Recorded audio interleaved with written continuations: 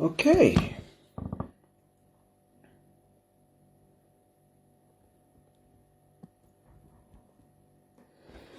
Muri say my diaries. Say Samantha Ruvarashe kwamuchabaiwa. How are you? Peku tendai yotamu. How are you? Tekla Jude, how are you? Tale Muzambani, how are you? Muri say guys. Ishetinai, how are you? Tekla Jude Chioniso. Lucia Chimombe ndeipi Stacy Mtepa ndeipi Lillian Duncan ndeipi mwana antiselina murisei ndiri kutsvagawo basa kuchando ikoko. Uri kutsvaga basa uri kuno here mwana Beatrice Amos ndeipi uri kutsvaga basa here. Maprograms ari kuitwa ekuunza vanhu through care assistant jobs wakambomanzwa here mwana Peti Mahlanglaga, how are you? Mudadi, how are you? Mwana. Ma programs ari kuunza vanhu kuno wakambomanzwa here. Mr. Chibatani, how are you? Shalom, how are you? Feli, Farai, ndeipi. Kana uinayo mari. Imari yako chete inokuunza kuno ukaita tukosi tiri kudiwa tiri kungotaurwa itiko twana Red Cross wotsvaga kwaunozemberana nako kwekuti vakuunze unouya mazuwana Pamela Moyo, how are you? Mazuwana zvizvi zvekuti unozivani kuri zvinongoitwa jekerere zviri papublic zvekuti zvinokwanisa kukunza kuno. Saka try that mwana, try that. It's worth trying. I'm in Zimbabwe, Auntie Selina. I'm still trying to do caregiver, but the process yacho ichiri kurwadza. Okay. Also, you're actually in the process. That's good if you are in the process. Chirungu wakanyora here mwana. Chirungu zvimwe zvinhu zviitirei omega. Haikona kumirira kunzi chita chakati nyora chirungu, you get it out of the way. Woita kosi yako, I gather mazuano kunoda attachment. Woita zvana TB test handizive zvese ndingotaurawo zvandiri kunzwa. Woita ana TB test, ana police clearance wako, wotsvaga vanhu vanokwanisa kukunza kwano. Vakawandisa zvokuti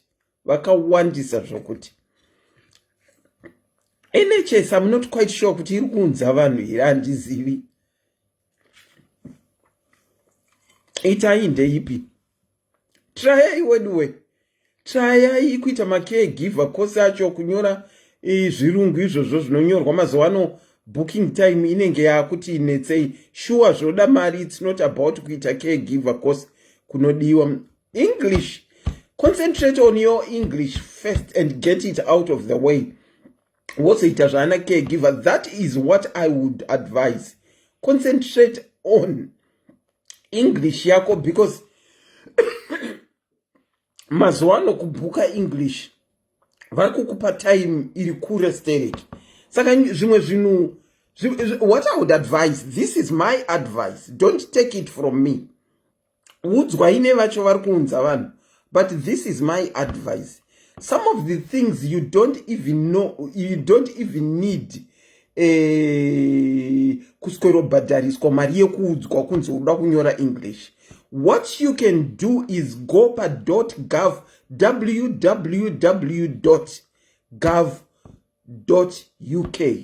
www.gov.uk.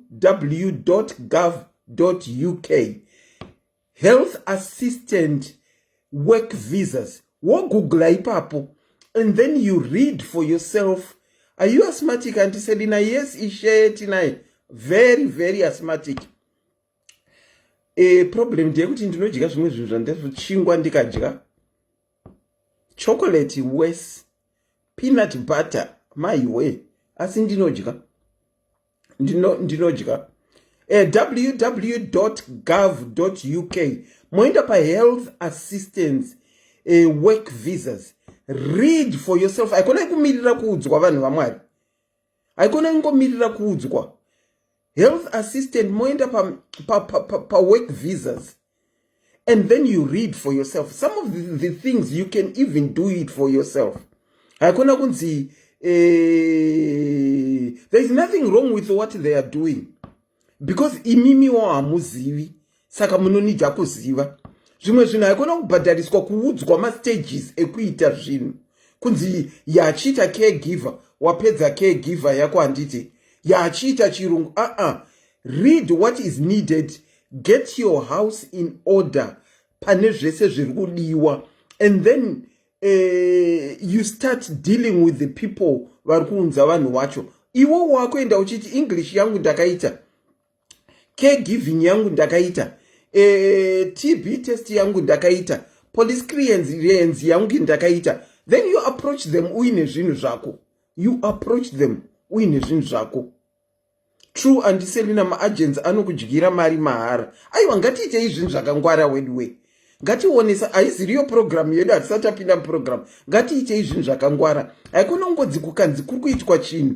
You want to be told each and everything. Hanzi zviri mugrupu rakanzi dzidzo yemadzimai. Samantha ndo zvaari kutaura. Haikona ikumirira kungoda kuudzwa zvese imakagara chete. Research for yourself. www.gov.uk and read my requirements.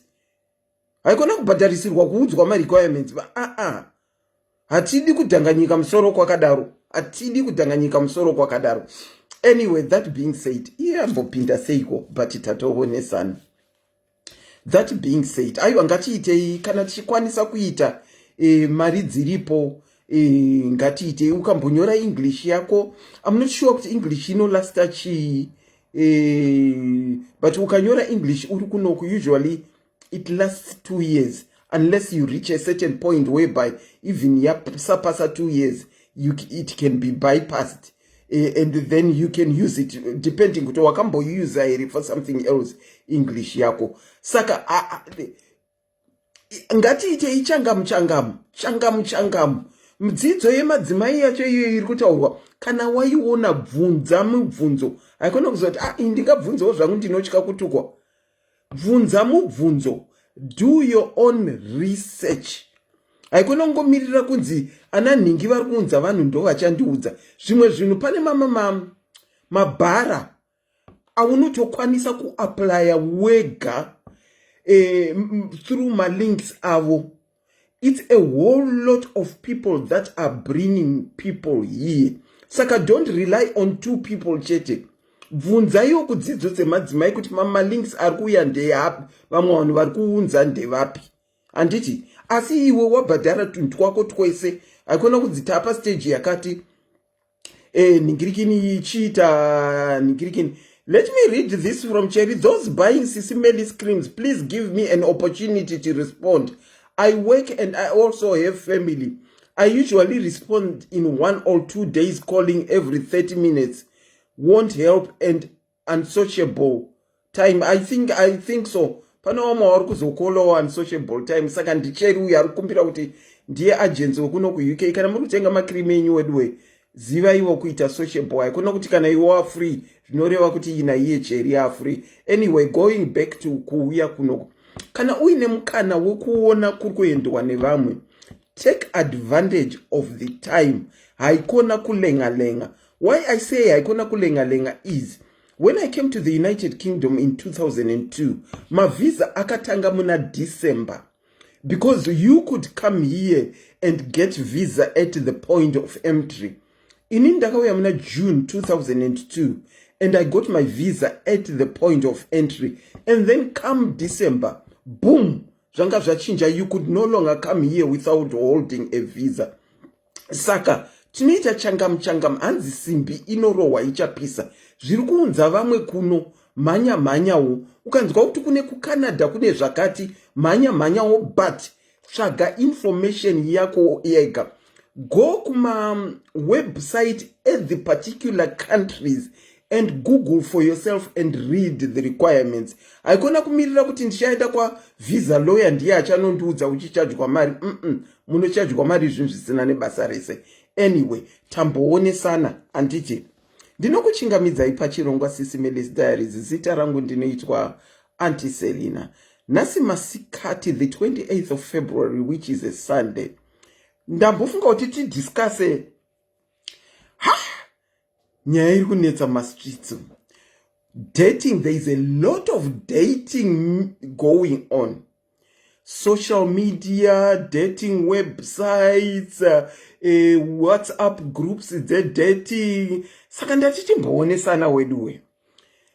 The title for our program today, this afternoon, this Sunday, is Ongoing Rigging Yekuda Kukandwa Pakitchen. Ongoing Rigging Yekuda Kukandwa Pakitchen. Vakomana tiri kuriga. Ndira kukuplayera a video yandira kukuplayera. And then we can discuss further. The number that you are going to call in is pinned right below. Nasinda inina andizi munhu we makeup style. Ingabo, how are you my dear? How are you my dear? How are you? Thank you so much. Thank you so much Ingabo. Inina andizi munhu we makeup style and ndagara ndaisatoita makeup. But pandakazotanga kuuya kuno, well, things started to change a bit. Unomuviranawo nezviri kuitika ipapo handiti nezviri kuendeka. Madzimai, we are rigging men like left, right and center. Let me start off by telling a bit of my story. Ndira kukurakidza a picture. I want to show you this picture. This is me I think some years ago. Let me see if I can show you this picture of mine. I think you've already seen it. Okay. Ndira kuti muconcentrate nezviri musoro on this picture. I want you to concentrate on what's mumusoro mangu. Ndine apa ndichiri ndakamboti wondererei, but that was a long time ago. Well before the year, iri below 2005. Concentrate ine zviri mumusoro mangu. Anditi muri kuona zviri musoro mangu. Okay. Let me tell you a story about zviri musoro mangu.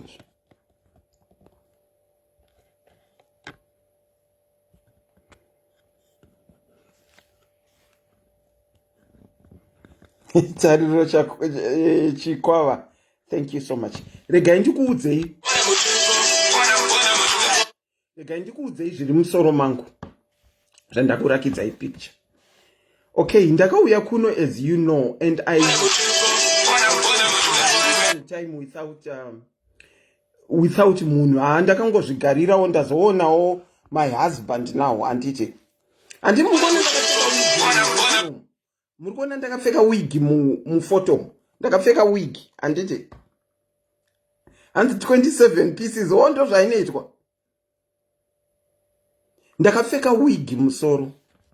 Saka tasangana na baba mwana. Good afternoon Auntie Cynthia, how are you? Tasangana na baba mwana paya anditi. Anditi kana uchisangana nemunhu unenge uchida kungoshowa munhu. Ndagara handizi munhu we makeup as I said. Handizi munhu we makeup. I like looking sort of as natural as possible. Tasangana taenda out that night. Tanodya taenda kudina, tanodya handiti. Zvataenda out tikanodya paya, tadzoka. Vabvunza kuti, can I put up here tonight? First night kai. Ndikati, no problem. Anditi. Uda kubudikira uda kuoneka. Yasvika nguva yekuenda kunovata. Tarara takapfeka wig. Iyo wig yandakurakidza. Iyo exactly, that is the same wig I had. As I said, that was years ago. That is what put me off putting on a wig. Unenge uchida kushowa, uchida kuriga kamunhu. tapinda mumagumbezi haikuona tarara. Amai, mukurara wigi handiti inenge ichifamba. Iwewe you are wary kuti you have got something foreign in your head. You are wary. Wedwe wividzi newigi ka zvinotenge zvitori mubrain kana wakapfeka. Tarara ndakapfeka wigi yangu takakotsira. Ndanzwa kunzi yamuva ndatenderedza. Muhopeka umu takarara. Ndanzwa kunzi yamuva ndatenderedza. Marriage ring inopfekwa which side? Which side did you think?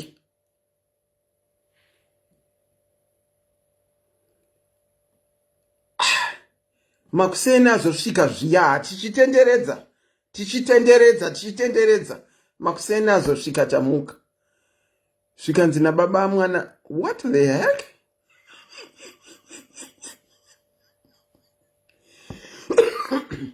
That what? Because that's the thing that you're putting on your head.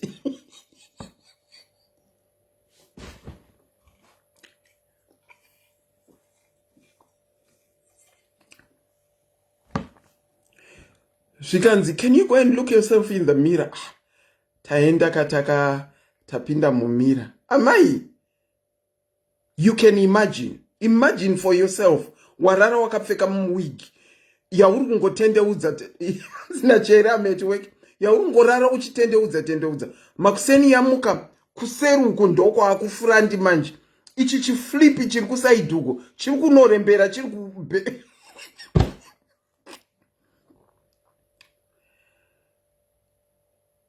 Akagara neni pasi akati,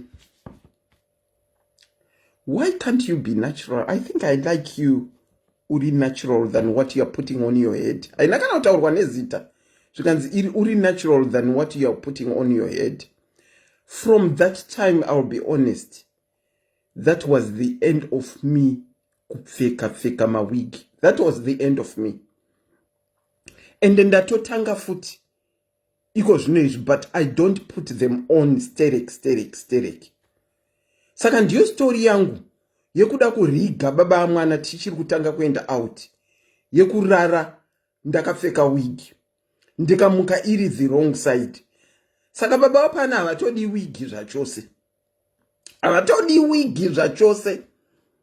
Ukangoipfeka mukabuda maakufamba nzi you're putting on that thing of yours. Tonzi that thing of yours. Okay, that is about me. Let's go on with the ongoing rigging. Yekuda kukandwa pakitchen. I'm going to play this for you. Please listen carefully. It's going to be a voice I don't think inoti blockers. Okay. Are you ready to hear it? Inzwa inyaya.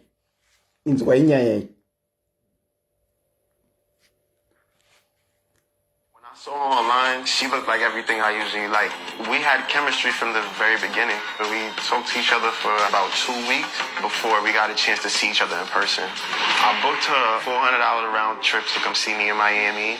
Once I saw her, I could just kind of tell that it just wasn't the same. I gave her a hug, I embraced her, I just realized like, man, I've been duped. She looks so different. The way your Instagram looks and the way you look in real life is not the same thing. She definitely wasn't the girl that I expected. I just told her, you don't look like your Instagram. I recorded what happened, it went viral. The way you look in real life is not the same thing. It's not even a debate. Looking is not the same thing at all. I never said the girl was ugly. I just told her that I was deceived. You're not ugly. You don't look like your gram. You don't. I definitely feel like she catfished me.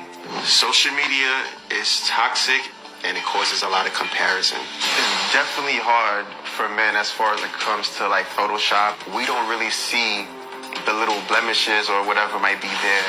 Now, like when I get on FaceTime with a woman, so I'm let me get a little spin so I can see what's going on. A woman's value isn't just how she looks, but our society is putting a pressure on them to use filters. If you don't have the right mental strength, it could be a detriment to you. I wish that women would use the platform to be more honest. Wow. Well, Jordan is... tainzwa here ningirikini it's Dr. Phil, it's not Jerry Springer, it's Dr. Phil. Tainzwa here kana kuti ndo player futi, tainzwa here kana kuti ndo player futi. Okay, what happened is murume uyu akacontacta Dr. Phil akati Dr. Phil, ndine problem, ndandiri kutaura nemunhu pa social media apa, tichitotaura via video for sure, anditi I fell for her ndikatomuda nezvandaiona, ndobva ndadecide kumutengera plane ticket rekuti abve kwaaive, they were all in the United States, auye kwandiri. Hanzi pandakanoti ba munhu, hanzi zvikanzi haaziriye munhu ndiwe hako, asi zvandaiona hazvizirizvo, zvandaiona hazvizirizvo. Saka ndo zvatinoda kutaura nhasi. Are we women going kuma extremes akaita fanika sei akaitwa mukomana uyu, just kuti tikandwe mukitchen, just kuti tikandwe pakitchen chete? Tiri kuzora makeup here yekuti tinosara. Let me show you this. This is makeup and this is powder. You must want powder years and izore. Ndakaita nga iyo mazuva ndatanga kusangana na baba powder and I want to show you something. Maiwe ndatozara powder pahembe. Powder idzi dzatiri kuzora wanidzo. Powder and my way. Netebhori yangu yese yazora. Handiti maona side rangu randazora iri. Ipowder. Tochitora lipstick manje, tochikidira lipstick. Ndingoda kupa example of what we are doing. Remember this munhu we makeup.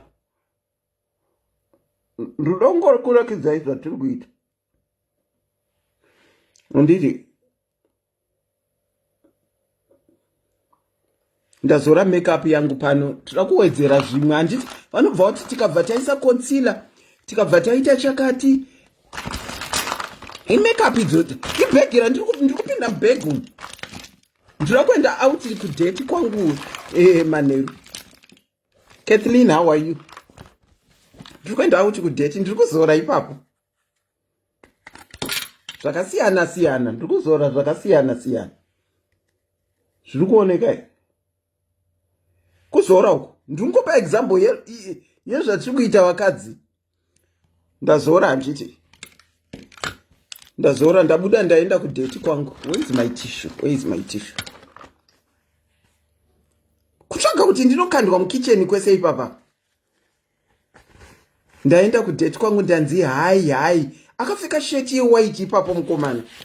Akapfeka shirt white. Ndanzi hai. Ndanomupa hagika pa shirt paya. Ndo zvinosara zvakaita shirt yemukomana izvi. Handiti ndo zvinosara zvakaita shirt yemukomana izvi. Ndo zvainosara yakaita shirt yemukomana. Ndanzi kisi tinosangana. Yabva yasarawo lipstick iri pamalips ake.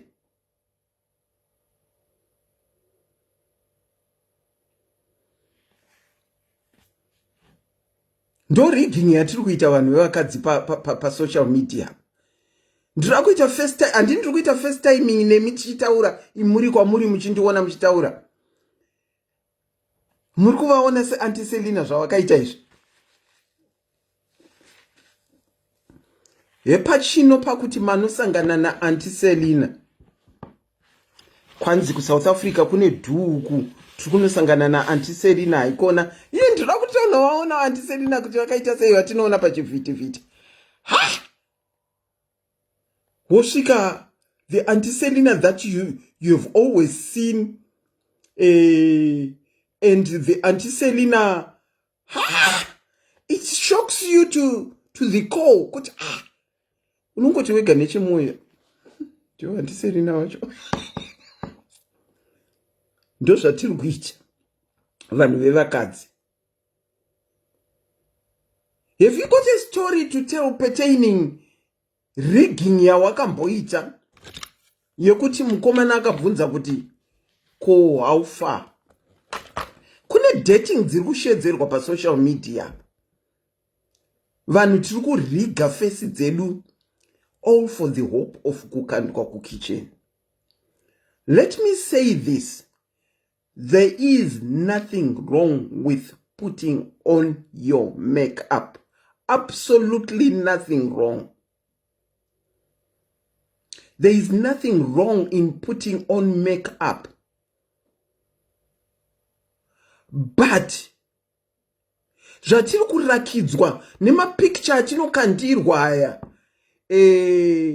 tichipressa malike button, it's not the real thing that we are seeing. Mafilter pa social media arikupinza vanhu busy nekuvapa pressure yekuti ndira kutaridzika sa-Auntie Selina, whereas probably Auntie Selina is faking it behind.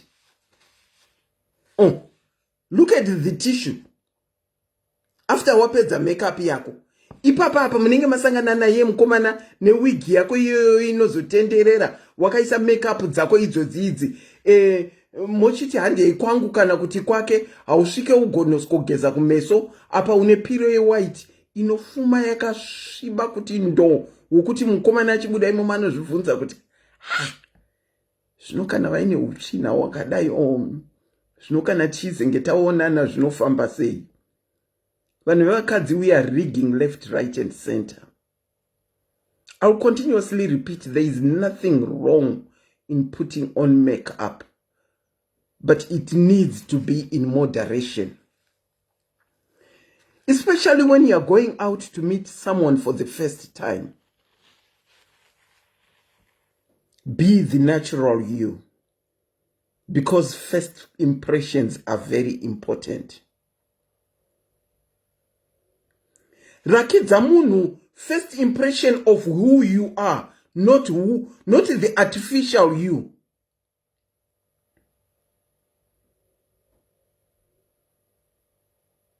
Rakidza munhu zvauri iwewe. Kana waMombasa Auntie Selina, mati Uncle Bob vachachemechi, kunyangwe vachachema hawo ndichaendepi, ende futi hapana kwandichaenda. Asi kana uchiri mukomana, uchiri musikana achiri kunyengwa, wouya wakaita zvandakaita izvi. You know, I watched a video of a bride. You know, pamichato, munoti mazorwa makeup dzenyu idzodzidzi. Maiswa nema eyelashes. I've tried them. Anditogone kublinka kana ndaiswa ma eyelashes.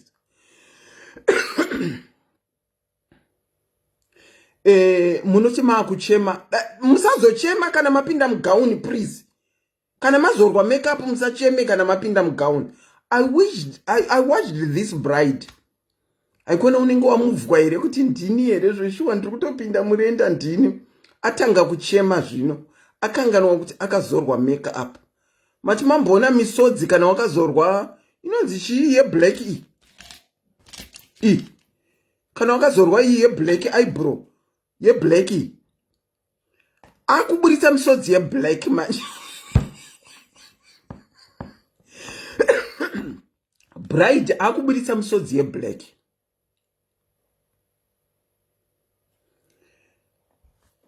Uyu best girl akuchaya kupukuta akudembena misodzi. Misodzi yasangana black manje yakubuda, yasangana black yapa tissue, yasangana black, yasangana brown, yasangana dzimwe blue dziri kubva munhu zvaunenge wakazorwa imomo. Amai, mascara. Amotoita muchindiudza zvasangana nemascara. Wedwe, we are rigging. Bride apedza chinopinda mumba naye abvisa makeup uone zvaanenge akaita. Haaziriye munhu wangu uchichata naye ba. Totally different. akuburitsa misodzi iri normal manje wakumuziva iri normal isiri blue black iya aiziviwe yaari kuburitsa. Wedwe, the number to call if you want to contribute something about what we are talking about is pinned below. Wakambozorowa here makeup yekuti nemachechi ndomwe mandinoona futi kuti manzi greeting time muri kugreetana muchihagana unoenda kumba hembe yabrown. Have you got a story to tell? Nemakeup dzawakamboonawo kana kuti dzawakamboisawo yaungatiudza in this ongoing rigging yekuda kukandwa pakitchen. And do you agree with me that us women are rigging men left, right and center? Because what we show them as zvizirizvo zvatinenge tiri. If you go on with this video, mukomana ari kutaura kuti after auya ndamutaurira kuti hauzi, you don't look anything like what I was seeing. Hanzi akandishowa the other side yandakange ndisingazive kuti ndii. Hanzi akaperforma akapenga. Ndo zvimwe zvinonetsawo kudhetera ipo pamasocial media penyu madating enye pamasocial media. Ndo zvaanonetsa. Because you don't get to see a person achiacta the way they really are. Because muri kunyengana ipapa.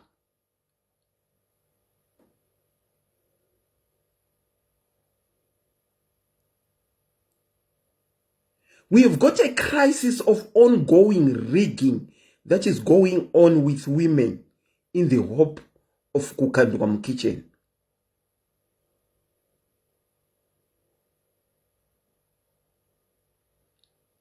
Does anyone want to call? Or people were calling no one is called as yet. Does anyone want to call to contribute what they think about what we are talking about in rigging? In Inango, I believe in old time. I guess people are moving with time. Yekuti vanonyengana pa social media, muchisanganiswa ipo pa social media, ipapa muchitaurirana pa mafoni, mozoti mosangana. I believe in the old school of kunyengana. Kokuti munoto sangana feri. You know, can I speak to you? I've been seeing you for a while. You know, vakupi. Manyengera taitirana kudara. Inini kurukunzi ndaita munhu futi anondinyengaka. I like the old way.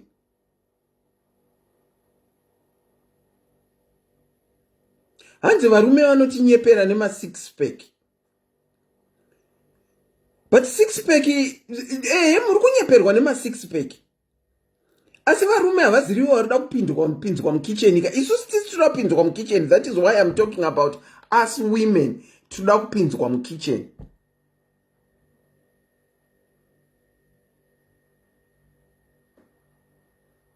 Hands of school, old school, tochembera tisina varume antiselina, tosangana navo kupi. Okay, there is nothing wrong with meeting on social media as well. There is absolutely nothing wrong. But do you agree with me kuti rigging yanyanya ende kusangana pa social media kunotinetsei because munhu kana achitaura newe pa social media kana kutaura pa phone hauzivi chinomutsamwisa, hauzivi chinomusekesa, hauzivi munhuwi wake chaiye hauzivi. Ndinokuchingamidzai pachirongwa SIS MELLY's Diaries. Makadini? Auntie Selina Morisei. Tiri right Morisei yaskana. Don't say, but the old way is number one, Auntie Selina. Taura itinzku. Asi zviri kwese nekuvarume. Okay. Varume vanonyepawo ufumi, vakadzi vanenge vachinyeperana pamakeup necharacter. Kasi varume vanonyepa makambonyeperwa here?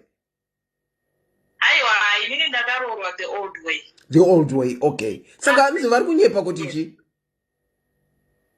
Pane wandakasomhanyisa nemotikari this other day taakutiza murume wanga ateta over the phone seizvizvizvi. Vakashanyirana, kwakudedzana, vakatopidzwa ndege kuuya kumurume.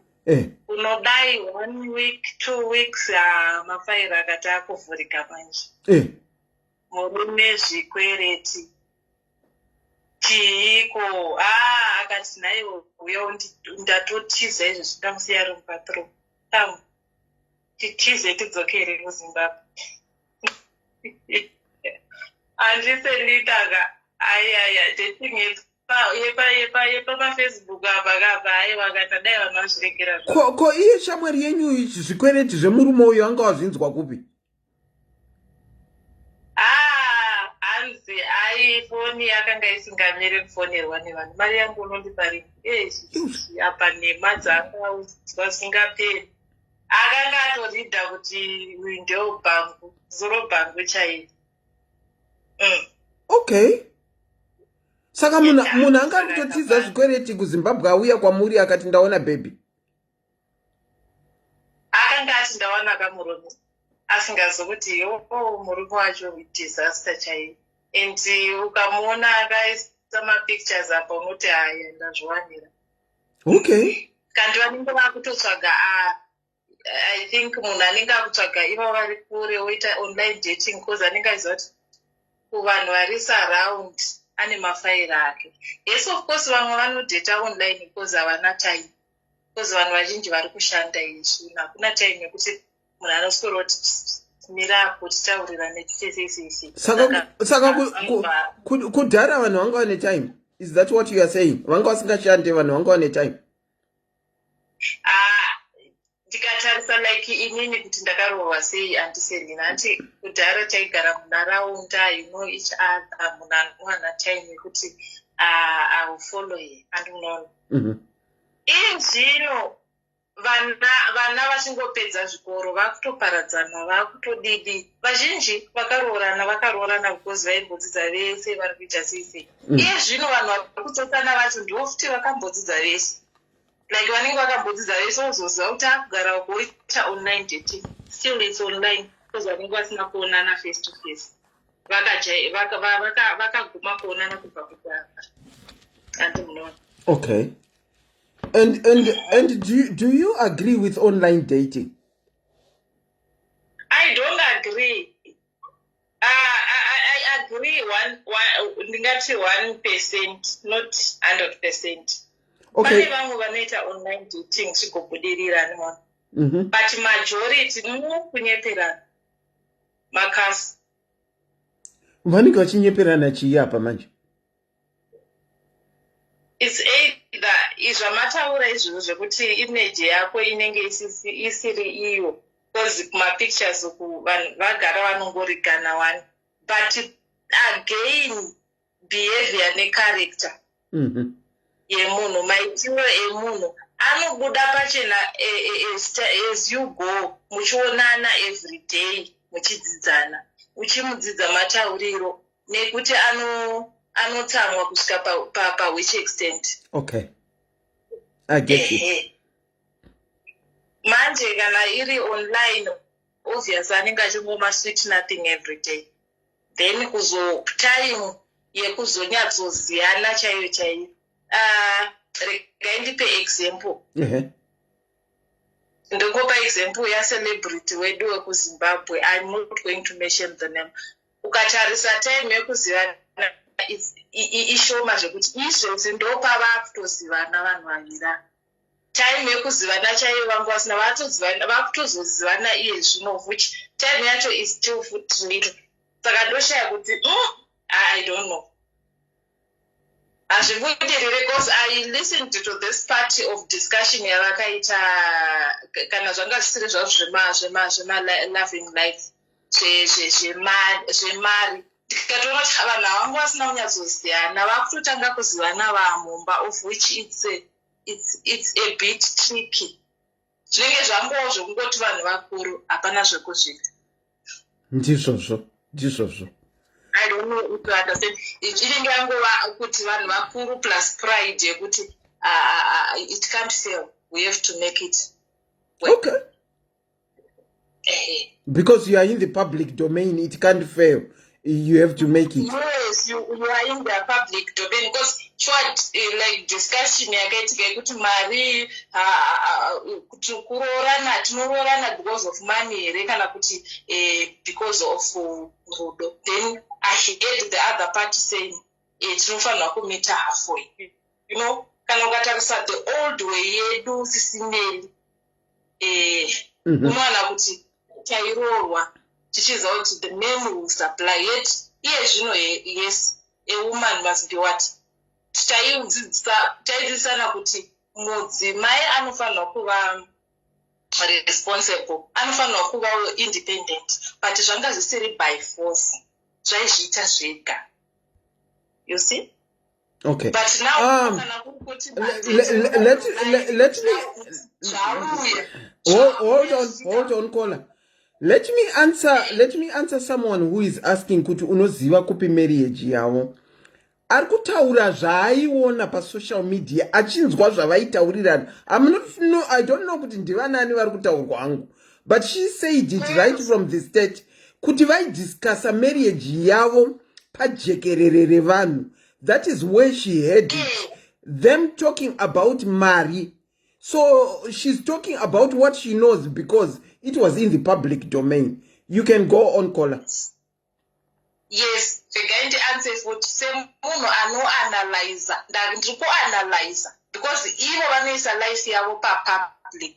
So public as a public figure ivo madiscussira avakaita vakadiscussa in such a way that vanenge vanga vasina kana kutombonge vaidiscussa nyaya.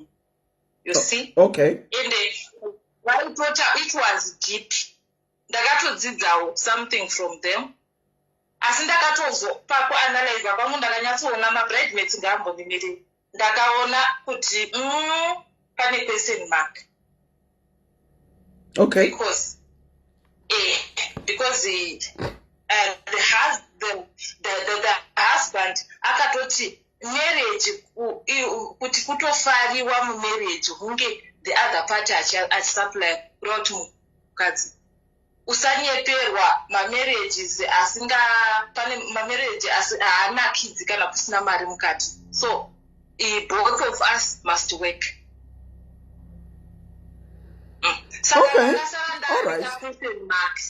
Kekuti kana vanhu vakambodhetana vachigara vese vachizivana uyo akandiona ndiri murai ndanda kungozvikombeya. I'm not saying ndingori a housewife, I'm not a housewife, but ndinotoshanda, but I was not forced. Muri kundinzwa zvandiri kuzama kuita. Zvakazoita zvega. Caller, tichidzoka ku ongoing rigging yekukandwa pakitchen. Do you agree kuti kune rigging? Okay, let's say both because people have said kuti men are rigging, and you have given us also an example of your friend wekukomana kuzouya achizodiscover kuti pane zvikwere zviripo. Excuse me. Do you agree with kuti there is serious ongoing rigging that is going on? There is a serious ongoing rigging. Ichokwadi, I agree that. I agree to that. Okay, you do. Yes, I do agree.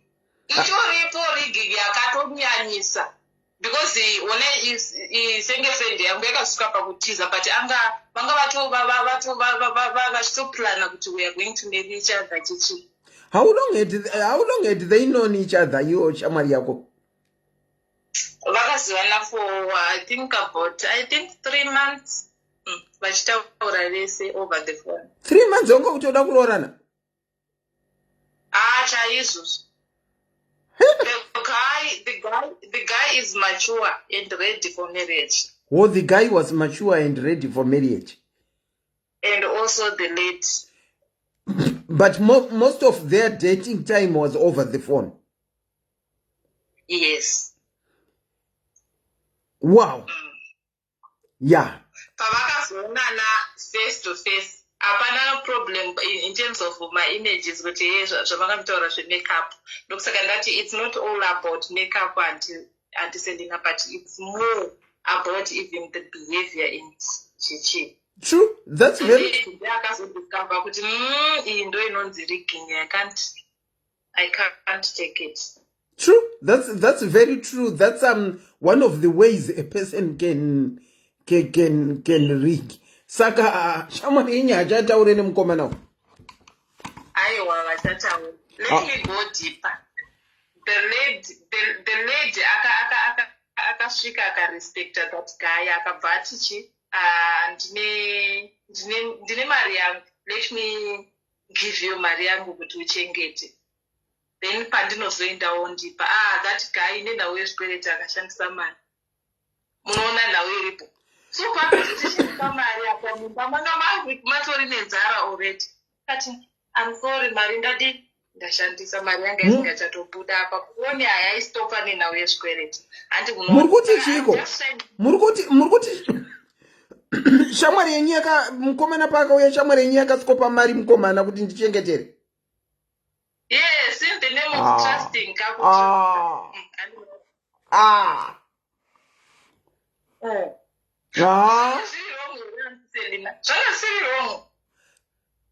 That is stupidity. For me, that is stupidity at its worst.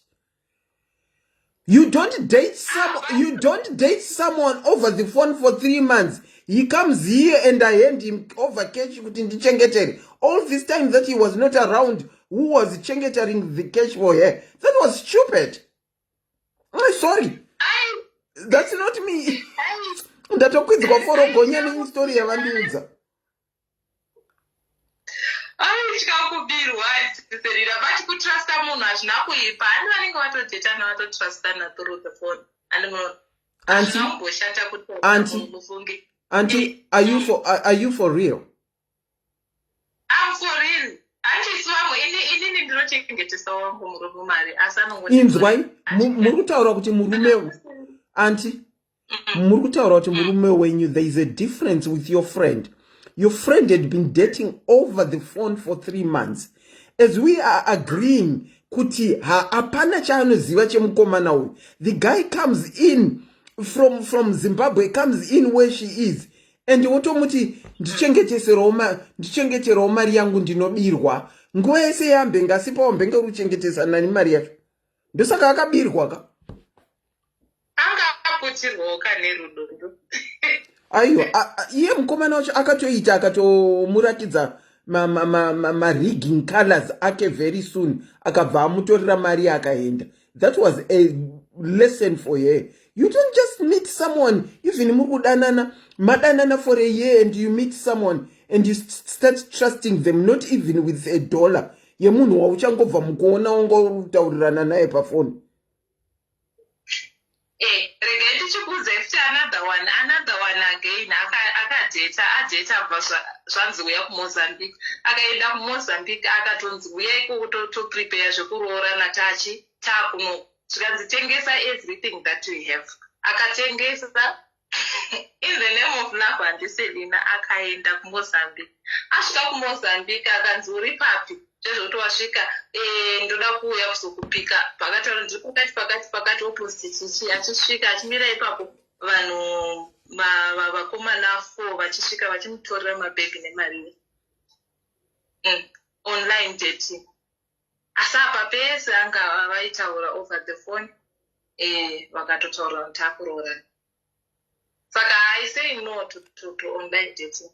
You say wow. Thank you so much for sharing my stories, Amati Sherakola. I hope your friend wokutorerwa mari akaningirikira akadzidza chidzidzo chikuru chekuti haungotrust. Imataura zvemurume wenyu wamunopa mari muchichengetesa, it's okay. Murume wenyu munhu wamaakuziva. Haikona kuti muri kutaura pafoni, muri kutaura neni izvozvizvi. Antiserina ndongouya kuSouth Africa uko monditi Antiserina ndichengetereiwo 100,000 yenyu. Munenge muchitotsvaga kurigiwa dzimwe nguva. Saka amen. Anyway, thank you so much for calling and sharing my stories amatishera. Thank you, Auntie Selena. Ndatenda. Wow. Yakutopi rigging iya yakutopindana nezvimwe. Yakutopindana nedesperation. Ndakutoibatanidzira futi kuti inopindana, yakupindana nedesperation that we do have. Honestly, ndingati munhu abva kwaari kubva uko tiringotaura 3 months pafoni, ndakutosikomuti kana 10,000 rands yangu batane papa undichengetero. Mabank account hakuna here. Asati apo wambenga uri kupa ani mari yacho. Let's go back to our ongoing rigging yekuda kukandwa pakitchen. Tambenge tichitaura nezve makeup. Zvekuti madzimai tinenge tiri kuzviwanza.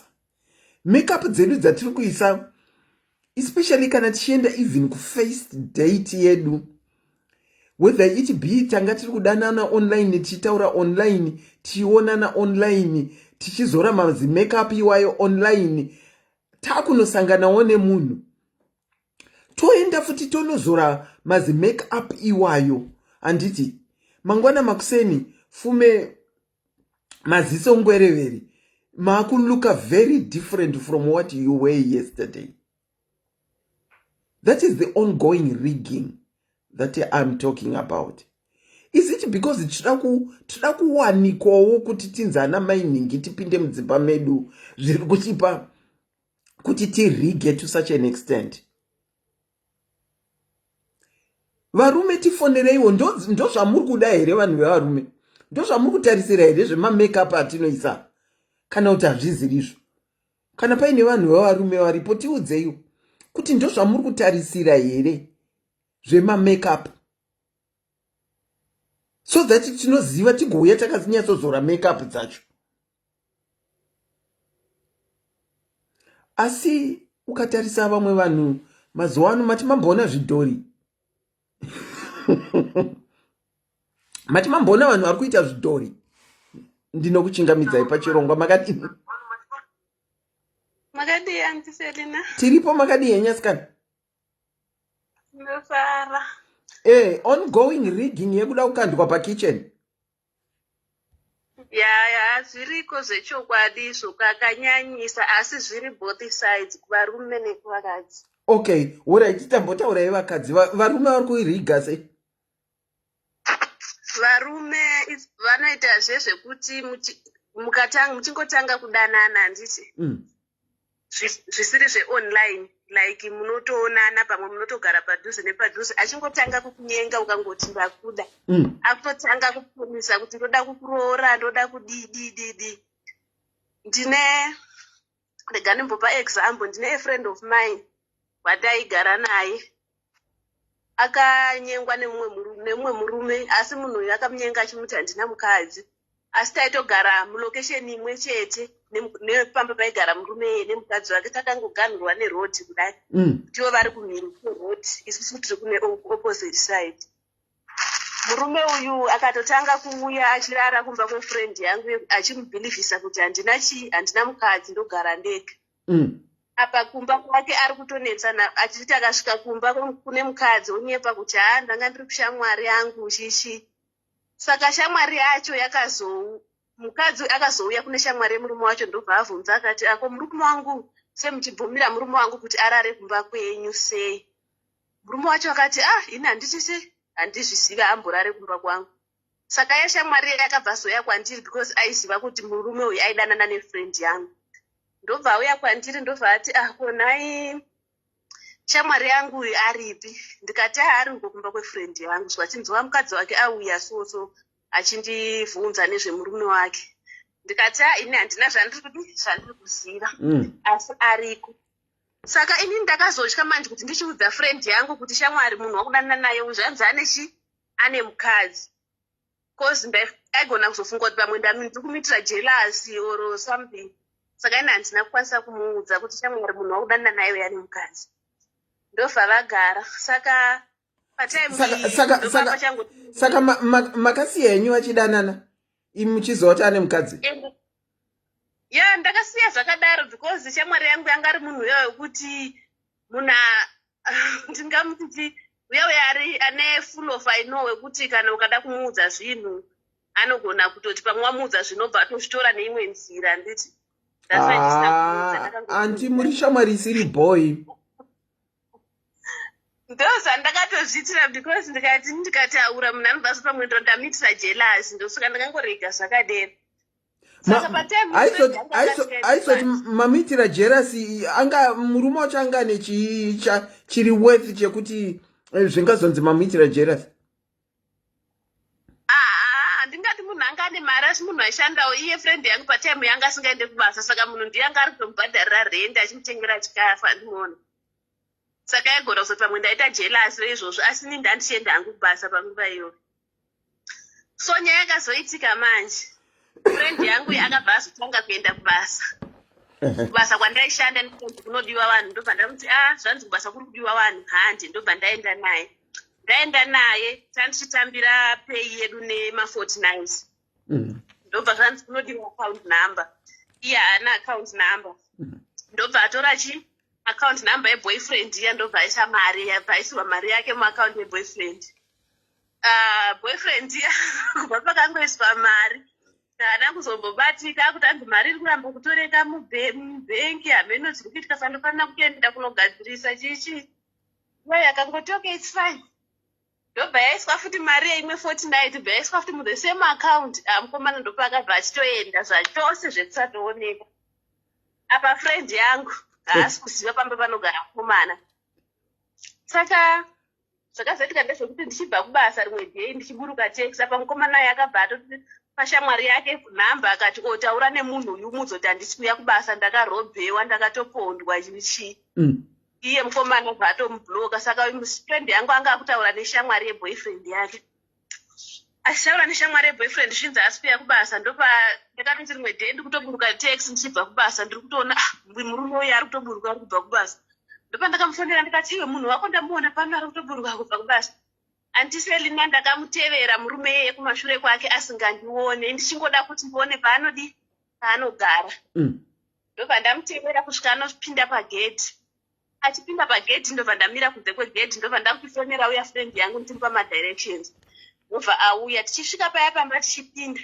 saka takabva ini handina kuona dhora anga apinda takabva tanoka rimwe dho ndobva tabvunza ndobva tanzi munhu iye andogara panapa ane mukadzi nevana 2 mukadzi nevana 2 kwani zvainditi haana mukadzi zvikanzi ane mukadzi nevana ndiana aidaro manje vanhu vavanolodya nawo pamba pavanogara ndiye aitotiudza kuti munhu wamuri kutaura uye anogara umo nemukadzi wake nevana ndobva taenda padhoo pake paibva tasvika tanoka dhoo riya murume uyu ndiye akabva abuda ndobva akatanga kutojamuka handiselime kupopota kuita sekuti haatombozivi kuti zvii zviri kuitika haatombozivi kuti tisiva nani asi munhu wataiswera tinaye kumba kwedu kwataigara uku tikati izvi ko munhu atochinja nguva iyoyi saka iye manje nyaya yekuti angatorwa mari akati ndakuno kutorera mapurisa usungwe chichi ndobva amunyengerera akati asori mari yako ndoita sei ndouya nayo mangwana ndobva anyengererwa inini ndakabva ndatozobhoekana ndobva ndavasiya vari vega ndikadzokera kumba saka anyengererwa kudaro akabva ati oraiti saka iwe woita sei wozoya nemari yangu kumba murume wenhu vachitanga kudzoka futi kumba nemari akangoita 2 months ndobva amitisa friend yangu iye ndobva adzokera kunogara nemukadzi wake bva vatotama pavaigara ndobva vatonogara somewhere uyu ndobva atosara nenhumbu ezvaakatodzokera kuzimbabwe izvezvi atova nemwana uya mukana kuchabatika anoona kuti varumewo mutsotsi navo kola andisena chii chiri kundipa kuti chii chiri kundiudza kuti nyaya muri kuzvitaurira nyaya yenyu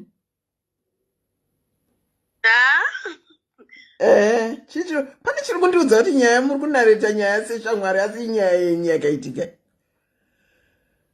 kana andisena kola Mondibata kuseri tozonyatsotaura nyaya yacho. Nyaya ndenyi kola shuwa nyaya ndenyi zveshuwa. Kana andiselina nyaya iyi ndeyebest friend yangu wandaigara naye ka ini ndichiri kuno kuSouth Africa ndamboenda kuZimbabwe ende handina mwana kuno kuSouth Africa. Vana vangu vese vari kuZimbabwe vari 3 namama wangu. Ina handina mwana kuno kuSouth Africa. Saka shamwari yenyu yakatoenda yakatobatsirwa here kuZimbabwe ikoko? Anotova nemwana wake I think atova kuma 5-6 months. Oh. Murume akabva atozodzokera akanogara nemukadzi wake. Alright. Okay. Saka vari panorigawo nenyaya yekuti Asi naikola. Dzvene renyu ramama kuita rekutotera mukomana kusvikira asvike pamba, in the first instance musina kumbobvira makaudza shamwari yenyu kuti maziva kuti ane mukadzi, dzvene renyu ranga ririrei? Inini chakazopa kuti nditeere murume uyu andiserina uyu musikana handiti akavharwa mari yema49 achivharwa nemukomana uyu yaiswa muaccount make handiti. So inini munhu wanda ndichigara naye ndinda kumpa mari yekukwira mari yetransport kuenda kubasa. Saka akati chikomo mari yangu uyu mukomana uyu auya nemari yangu ndoita sei? Ndokupa mari. Saka inini ndanda kutoitirawo nyaya yemari yangu because iye anga akuti ndakurega kuenda kubasa because mari yetransport handichaite sei? Handichaiwani. Saka ndatoziva kuti nini ndikatorega kuteerera munhu mari yangu inotorovawo handizoiwani handimoni. That's why ndakasita simba rekumuteerera murume. Ende iye aitondiudza kuti hanzi ndafonerwa neshamwari yake ari kuti hanzi haasi kumboya kubasa akarobhewa chichi. Saka ndikazoti izvo munhu anogonza akarobhewa sei na munhu ari apa uyo ari kuburuka taxi ari kutobva kubasa akatopfeka mainifomu ekubasa. That's why ndakazomuteerera. Okay, alright. Tichingoda kubatsirana kola. There are some times where it's very okay to tell someone the truth of what you know. Lose a friendship because you have told them a truth.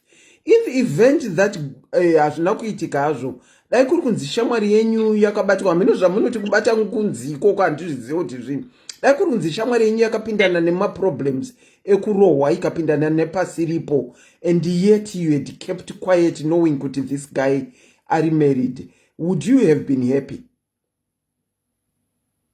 Aiyo zvanga zvisingazondifadzi handisedina, asi kuti ipapo ndakazvitirawo for some reasons zvakaita kuti ndisazvitaurawo. Yekunzi munonzi mune jealousy, is that why you didn't?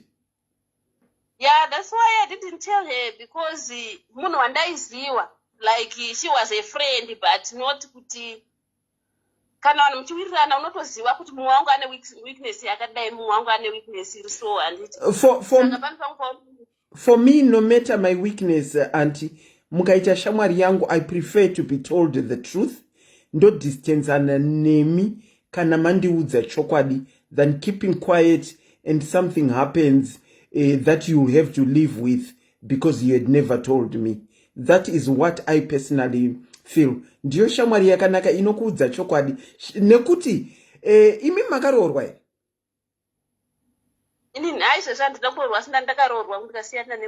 Just imagine muchiri makaroorwa and you discover kuti husband yenyu iri kunikirikira, iri kuita chihure chairi kuita kunze, and then your friend doesn't come and tell you.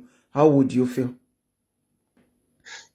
Yeah, zvinorwadza andiselina, but munozwa especially kana zvitori zvemamarriage izvozvoka pane zvimwe zvisingataurike. Unodaro right ukuzwa kuti friend yako ine murume, wokuzwa kuti murume wake ari kuhura apa, wouya womuudza imba yawo yobva yaparara, unonzi ndiwe waputsa imba yevanhu, dai wakazvinyarara waibvei.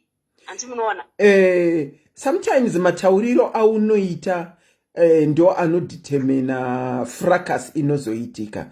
When we tell people about what is happening pane chauri kuona, unonida wisdom to do that. But I guess kana usina wisdom yekuti unogarisa munhu pasi kuti antiselina, handizivi kuti zvandiri kutaura izvi muchazvitora sei, asi ndati ndimbotarisawo mafambiro ari kuita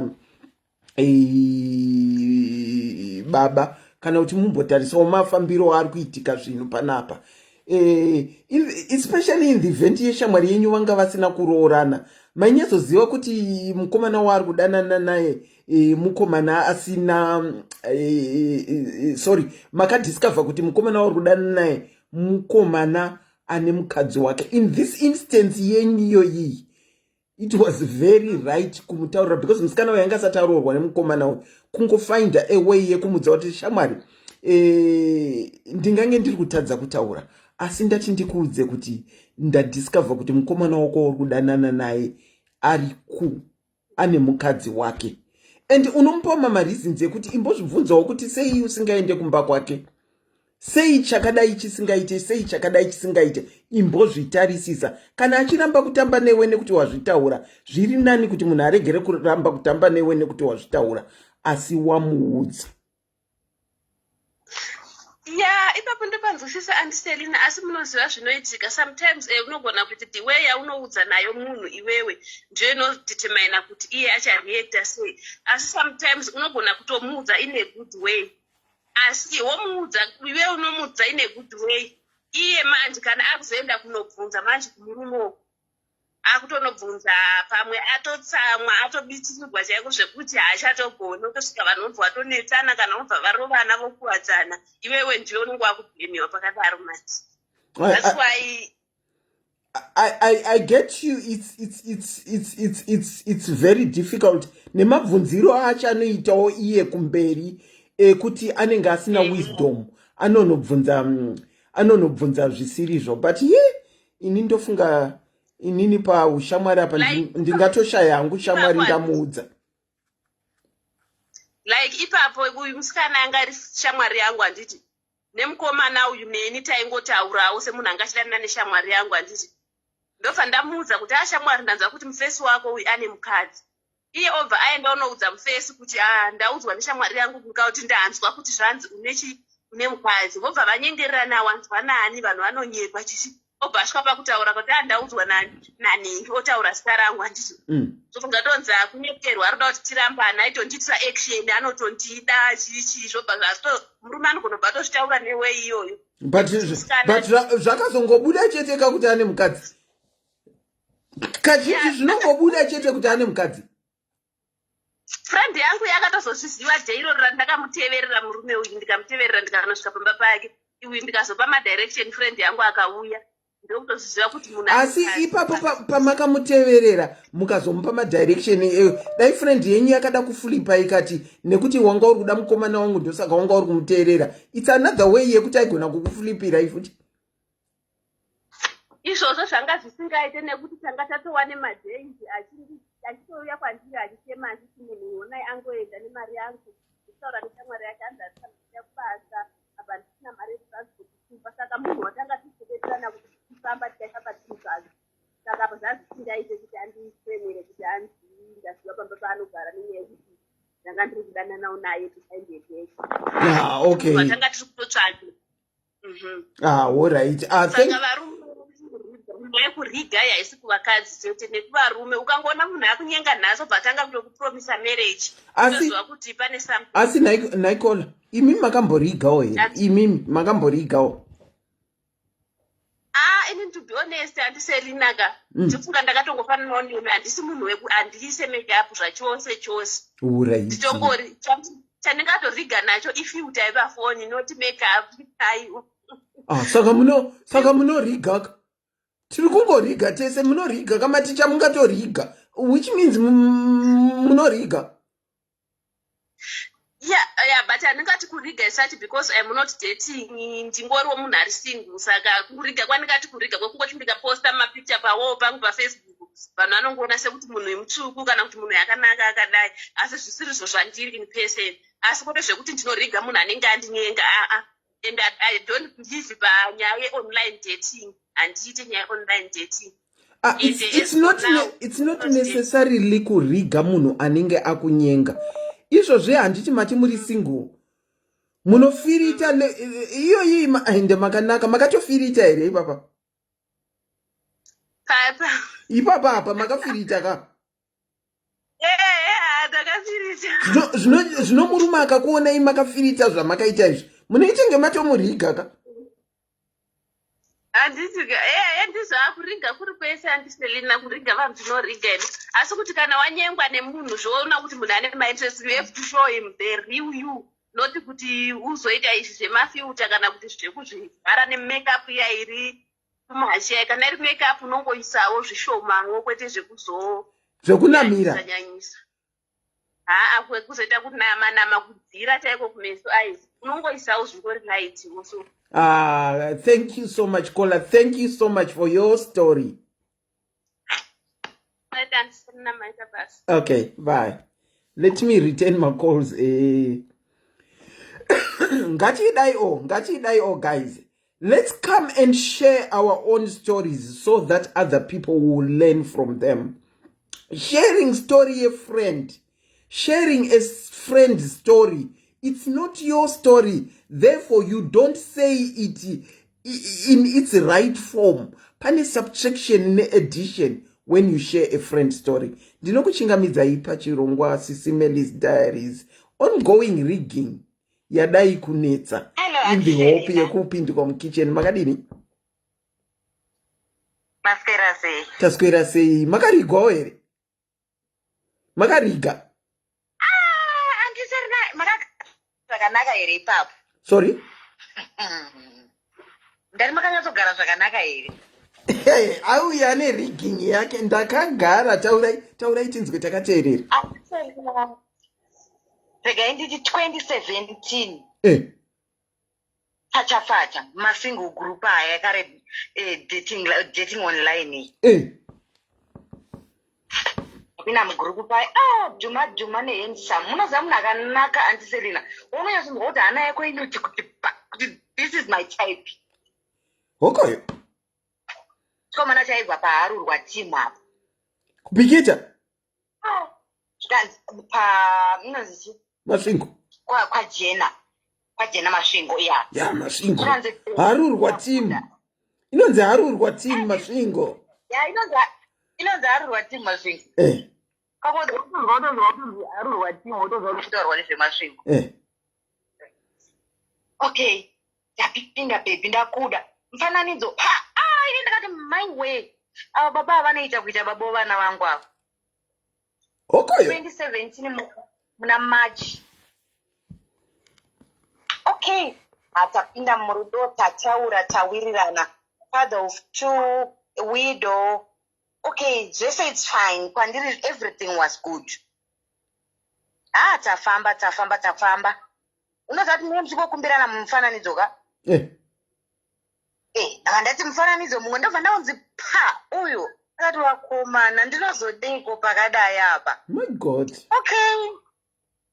Ndazodzokera kuZimbabwe. Handisena musaseke mukaseka munokudza forogonyo yangu. Taurai sensei. Ndadzokera kuZimbabwe. Handidi kushora Auntie Selina munoziva. Munhu uyu kauyu everything was good. Like communication and attention, he was good. Handidi kunyepa. Even vana vangu inini vanozviraramira vega handiti. Saka naimudza kuti vana havana mari yerenti, vana havana chikafu chichichi handiti. Zvese sei aindibatsira. Kana zvezvo kuti unoda kungoezamowo mumwe wako kuona kuti harurwa timu inoita sei, obva wamuti vana izvozvi zvauda kutoburitirwa zvinhu padzina landlord. Aiswera akanda mari paeco cash anga asingazezwi. Okay. Nice. 2017 uya tasvika paZimbabwe, ndapindira paZimbabwe. Muzaka uine kaikeke kadzungu kaikeke kuti munhu wangu makaziya. Munhu wangu sure, munhu wangu. Munhu wangu. Plus ndanga ndinezvezvo kuti munhu ndi gentleman Andiselina plus anga zvikomana zvepasi pemugodhi izvi. Huku goridhe. Kati wakomana. Goridhe. Abva auya aigara kuGweru. Indiri kuHarare.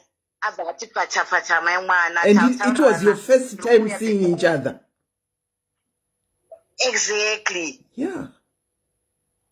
And apa ndatoenda ndakamunhongera sima nice. Mungoziva kana uri murudo Andiselina plus inini ndinobhelievha kuti kana munhu achindipa attention, achindiuradza kuti anondida, ndinobhelievha kuti ndinofana kumuda. Ndizvozvo. Tuma nice makanhonga chiko tuwanda mukati here.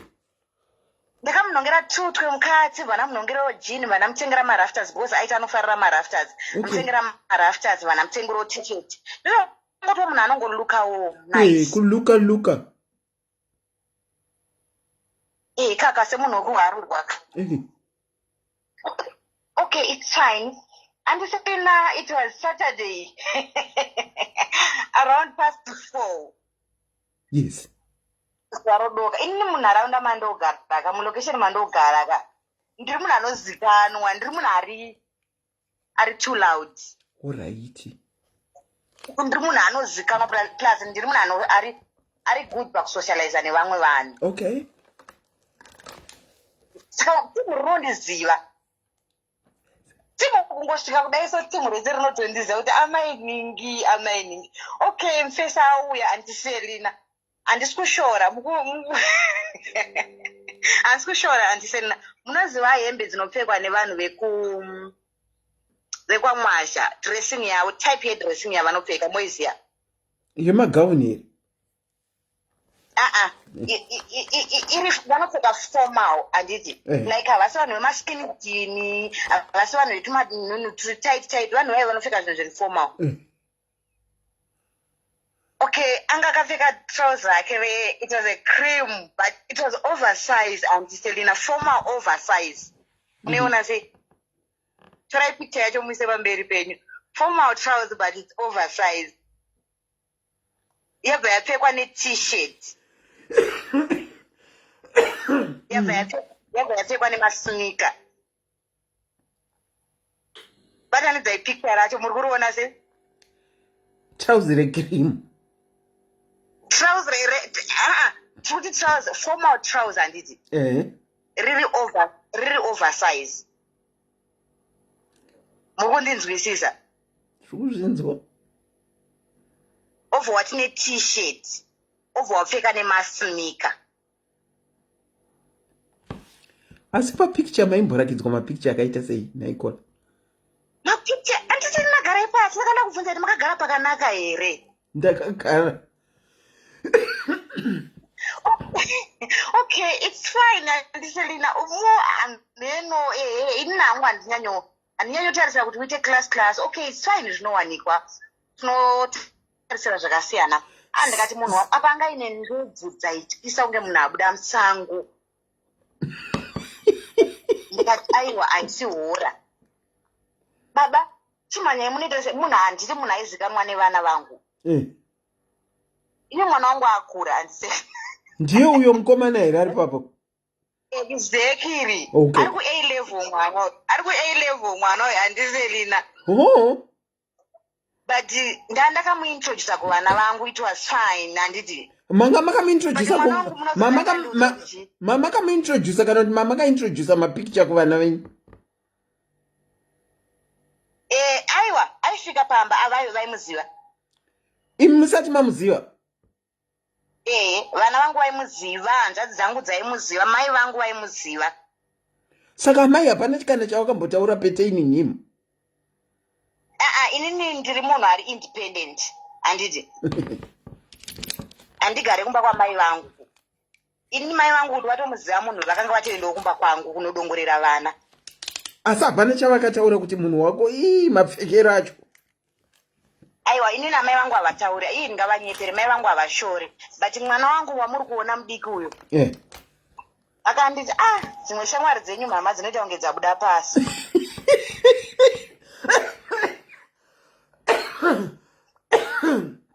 Mwana ane makore mangani? Uye ane 14. Ndiye akataura kuti chii? Mama, dzimwe shamwari dzenyu dzinoita kunge munhu abuda pasi. Kuita kunge mhotsi, kuita kunge munhu anyuka. Mukamboona munhu akanyuka kubva pasi, kubva underground.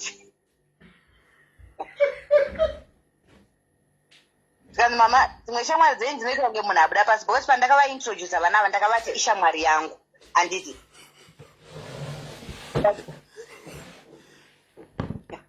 Imi mvamati mwana pakada. Ungati kudini naye handisi, ndinotongozvinyarira ungoti iwe friend yangu kandi ndoramba kutamba neshamwari dzangu here naye mwanangu. But unenge uchinyatsona kuti aiwa apa mwana atsika mugadheni, mama yatsika madomasi chaiwo. Alright. Okay. It's fine, Auntie Selina. Ndatora munhu wangu handiti. Ndozviripo. Ndakati aiwa baba weitigeze ndavakwesha. Handitena munoziva kuti vanhu vanoita nzwara dzedze kuti dzinenge dzakaoma zvokuti ikapinda kana madhaga adzibude. kuva mtu yeti uyauti ugeze kugeza chaiko chaikoka zvekutoratidza kugeza chaiko chaikoka kuri kure. nai mwari. Okay, it's fine. Ndagezesa baba vachena anti Selina. Ngatite in short vamwe vapinde. Aiwa, taurai tinoda kunzwa. Handei. Vachena. Baba vachena. Tazowana nguva yekugara pasi nababa. Baba vana mukadzi. Baba vakafirwa vane vana vavo 2. At that time mwana wake waiti mwana mukuru aimuti ari grade 5. Okay. Ndikamusana kanga kasati kakuenda kuchikoro vana vainherera. Ini ndikati ndotaipe murume wandinoda uyo hangu. Handina munhu achazonditi hure wakazodidi handiti. Iwo kumamaini wakangopusa uyo wavo. Ndichangotorowa vana ava sevana vangu, everything is fine. Ndizvozvo. Tagara andisema munhu yakagara kumba kwangu I think almost 2 weeks. Handiti ari kuenda kubasa achidzoka, oenda kubasa achiita sei hake? Achidzoka, it was fine. One day, okay, kumba kwana amweneka ndiri kuzika mndanda kuvajamba chakazoenda kuharurwa. Bebe hambe kuharurwa zupo kusenseni pambari pa 8 o'clock harurwa chapindira majena kwakafarwa ini andisena ini ndine dako rekuti rinenge richisumuka rinoti pfutseke dhemete kana ndichifamba. Ndiri munhu akagwinya zvokuti ndiri munhu akanaka anti Selina. Mukunzwa?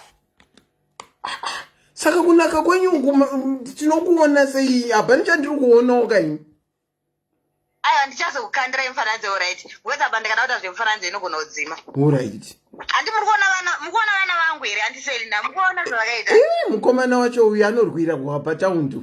Mukomana uyo anorwirwa pataundi. Ndo zvakaita amai vacho. Amai vacho vatema chete. Asi ndo zvamakaita izvozvo. Tazoenda kuharurwa kuya aiwa ndasvika ndafarirwa ndabvunzawo mararamiro emumwe wangu zvikanzi aiwa hana mukadzi. Ndakasvikaona amai nyakuzvara anti Selina. Mukunzwa? Vakazvara mwana ndo vandakasvikoona ndakasvikopinda mukitchen mavo ndatenga katuma nice tumashuga tumamayonnaise tichicheni vanogara kureza chipiti chaiko but handina chandakashora. Ndo zvekura ando mararamiro avo akanichenjisa vanhu mararamiro avo zvekumba kwavo. Okay, ndazodzokera kuHarare vana handina kuvaona. Zvikanzi vana vakaenda kuhama dzaamai kuholiday. Mukunzwa? Okay, it's fine. Ndadzokera kuHarare zvinhu zvese bho ndazopedza mwedzi wangu ndiri kuZimbabwe ndadzoka kubasa. Everything was fine anti Selina. 2018 facha ndadzokera futi kuZimbabwe. Nemumwe wangu hapana chakambochinja. Zvinhu zvese was very good. Ende ipapo rudo rwakanga rwatova more. Because munhu wandakanga ndaona ndakazobvunza mufananidzo uya naidhedhi. Anzi shamwari paipai ndaitya kuti unogona kundiramba unogona kuzonditi hausi type yangu yange iri shamwari yangu. Sorry, repeatai futi. Mufananidzo yandakapiwa yaiye yakanga iri mufananidzo yaasawira. Weduwe in the hope of kuda kukandawo munhu mukitchen. Vakanga vari mufananidzo yaasawira. Saka asawira vanga vakapenya pa anti Selina vanga vakapenya plus vaishandira muhofisi. Zvekuti dai kuri kuti ndakazongoita mistake yekudhumana naasawira ka. Aiwa. Ndaitotaura kuti mbudzi yadhura rova pasi. Maitomukwichimisa dai kuri kunzi makasangana naasawira wemapikicha. Asawira. Okay, it was fine. Zvinhu zvinowanika anti Selina handizi. Vasoita stress nekuda kwemufananidzo. Ndizvozvo. Manyengero hanzi kunyenga hakuna formula. Ndizvozvo. Okay, uku manje kuharurwa kumanje tamuma good books kuna naamwene uku. Yes.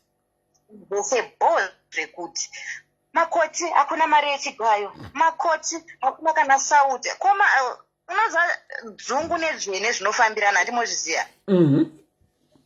Ndatumira ka100 ndakanda ka$20 ndakanda ka$20 zvaiye zvaitaurwa kunzi hanzi anodyiwa hataure zvainge isiri nhema iyi ndo chinonzi chokwadi. Because you were seeing nothing wrong. And also, if we look back at pamataura mati, maiti mukamuyedzawo kuti vana vangu havana chakati aiendesa. Exactly. He was very good and Selina nditombodi kana kuda kukunyeperai. He was very good. Akabata mari aindiudza kuti baby ndaita mari yakati toita sei mukunzwa. Kana angondudzo ndaikona kuzongwerera ndatumirwa maphotos but inini manje ndini ndaitya kuti kumba kwangu kune mwana musikana vana vangu vanogara vega saka ndaitogara ndatoudza hanzvadzi yangu kuti andikangonzwa kuti ariko nova ndati unoona chi enda kuumba because ndaitya uzozivi zvinofunga munhu izvozvo. True. ndikati ndinoponderwa vana because munhu handite sei handinyatsomuziva zvokunyatsomuzivisisa kusvika pekupedzisira. Yeah, true.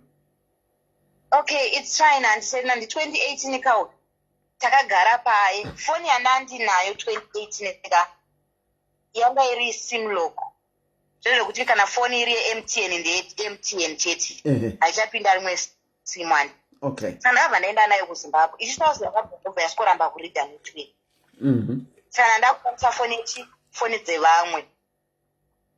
Okay, ndova ndati ndaningirana ndipo phone yako ndifonere Mchembere kureva mai vake manje.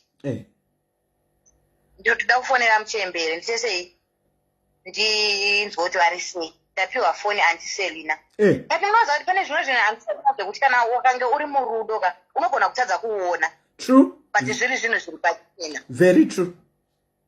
Pane zviro zvekuti vanhu vanokuti wanga wakapusa kana kuti wanga wakaita seika kunenge kusiri kupusa but inyaya kuti unenge wakaputirwa nerudo usingaoni. No, unoziva vanhu vanotaura kupusa kwekuti kana uchitaura story yako wote wanga wakapusa kana usiri in the shoes of that person kune mumwe munhu zvinoita kunge kupusa. Handisati munoziva kuti baba ava vaiti kana vaineni foni yavo yanga isingaende paWhatsApp.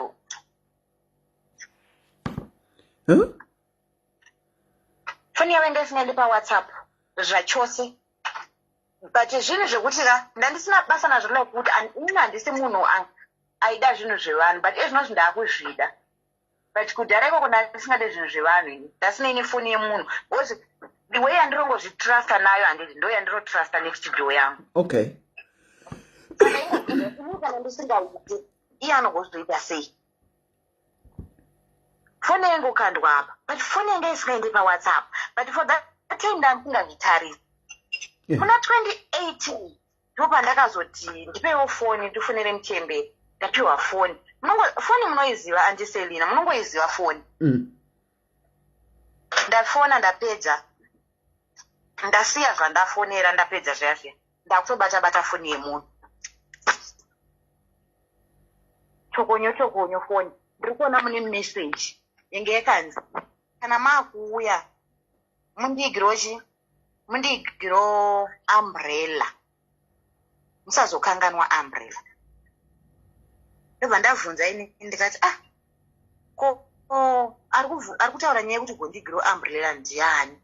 Zvikanzi iripi message yacho ndikati iyi message iri apa handichaziva apa yakadhilitwa chii handiserina yakadhilitwa zita mukunzwa. Uku message iri kuma normal messages here uku since mati pasina WhatsApp. Iri kuma text. Okay. Iri kuma text. Ndobva ndati zvikanzi handisi kuziva kuti ndiani. Kosaka iwe wakazopindura kuti okay sei. Zvikanzi unoziva pane zvimwe zvekuti kana uchinge uri busy unogona kungokudaira kuti zvikubve. Pane zvimwe zvinhu handiserina zvaunongoti okay zvaitika ega zvingoita sei zvingodarika. Ndichiri pakati pekubata foni yabva yafonwa. Namba dziya dzakamboisa message dziya. Aiwa vakabva maiswa message futi. Zvikanzi vakomana vakarima vakuda mari yavo nevakomana vakachera mvura.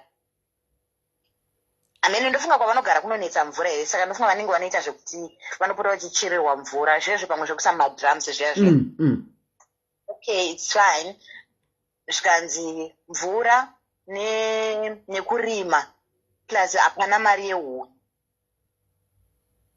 zvokutoti huni dzatinadzoka dzikatopera zvaita se zvapera ndopa ndikati ko namba idzi ndo dzeumbrella idzi ndo namba futi dzaakuisa meseji mwangu chii chiri kuitika imbonyatsonza ini handiserina ndiri munhu wekuti ndakapinda murelationship handidi noise wezi ndotya kubhurudza shiri yangu saka ndinowanzotaura zvezvo kuti wedra wandipaka ndogona ngoti okay kungoti zvipere kusangoda noise but dzimwe nguva zvinenge zvichibata asi nenyaya yekusada ruzha manje ndinongoti okay zvapera handiti baby mira ndikuexplainere munhu uyu ndakambodana naye saka iye manje takabva tazosiyana saka iye ari kuramba inini handiti muri kuona kuti ndakudzwa kuti munhu ex yangu handiti plus ini nomba kwavo ndokuziva kaini saka hapana chinonditadzisa kuti ndibvume kuti iex ende makakuenda mukanzwaunzana mukadzi yezvoka handiserina tikatosvika kumba kwavo ka ndikatodzoka ndakatozoita wikirese ndichirwadziwa nembabvu dzitarara pasaga kusina mubhedha usikana paine kagumbeze katsanzaure tumagumbeze tokujeri tuya kagumbeze kai katsanzaure kamuti wenyemba kagumbeze katsanzaure kamuti wenyemba kai tumagumbeze tokujeri tuya mashoko munawo ndiri mukorekore handiserina mashoko munawo okay it was fine handina hangu mboti zvakashata kana kuti it was fine handiti ndo zvanga zviripo zvavanga vainazvo ndizvozvo zvanga zviri right okay tataura nyaya yemeseji yaya ndaudzwa kunzi ex anangoti okay kungoti nyaya ite sei nyaya ipere but mukati memwoyo zvaindidya handiseri ndaiva nekuda kuziva kuti ndiani munhu uyu ndobva ndaisa airtime mufoni meyamoya andakati ndimbondipewo foni mboisa airtime hazvina kundigarira zvakanaka yezvo tisiyana nazvo unongoita zvimwe zvinhu zvokupa mastress chichi handiti ndataura ina handiti munhu wekuti ndotukana nevanhu handisi type yekutukana nevanhu ndinotaura nemunhu ndobva ndaisa airtime mufoni ndobva ndafona panhamba dziya ndichingorinhisa kudai soka ndobva zvanzi asa uchandida here ndobva ndati makadi handisarina ndakatukwa vakadzi vekumasvingo vanotuka kana mozogara vanotuka manzwa makatukwa ndaiudzwa zvemukati mematumbu madhodha anogara mumatumbu ayaya ndakaudzwa yaye vanotuka vakadzi vekumasvingo ndakati aiwa inini handisi pakutukana newe handiti ndakutaura newe semunhu womukadzi aiwa aitukirira ndobva ndakati hangu foni ndobva afona futi ndobva ndadaira foni yei pababa vana vangu foni munhu ada kutaura nevana vake chichichi ngati aiwa iwe taura neni uku kufona haichatoendi kutaura neni kusvika iwe neni totaura nyaya taigadzirisa yapera ndokuti taita sei tataura aiwa akatukirira shemu okay it's fine zvazodarika baba vazoenda ini ndadzoka kuno kuSouth Africa ndadzoka kunoku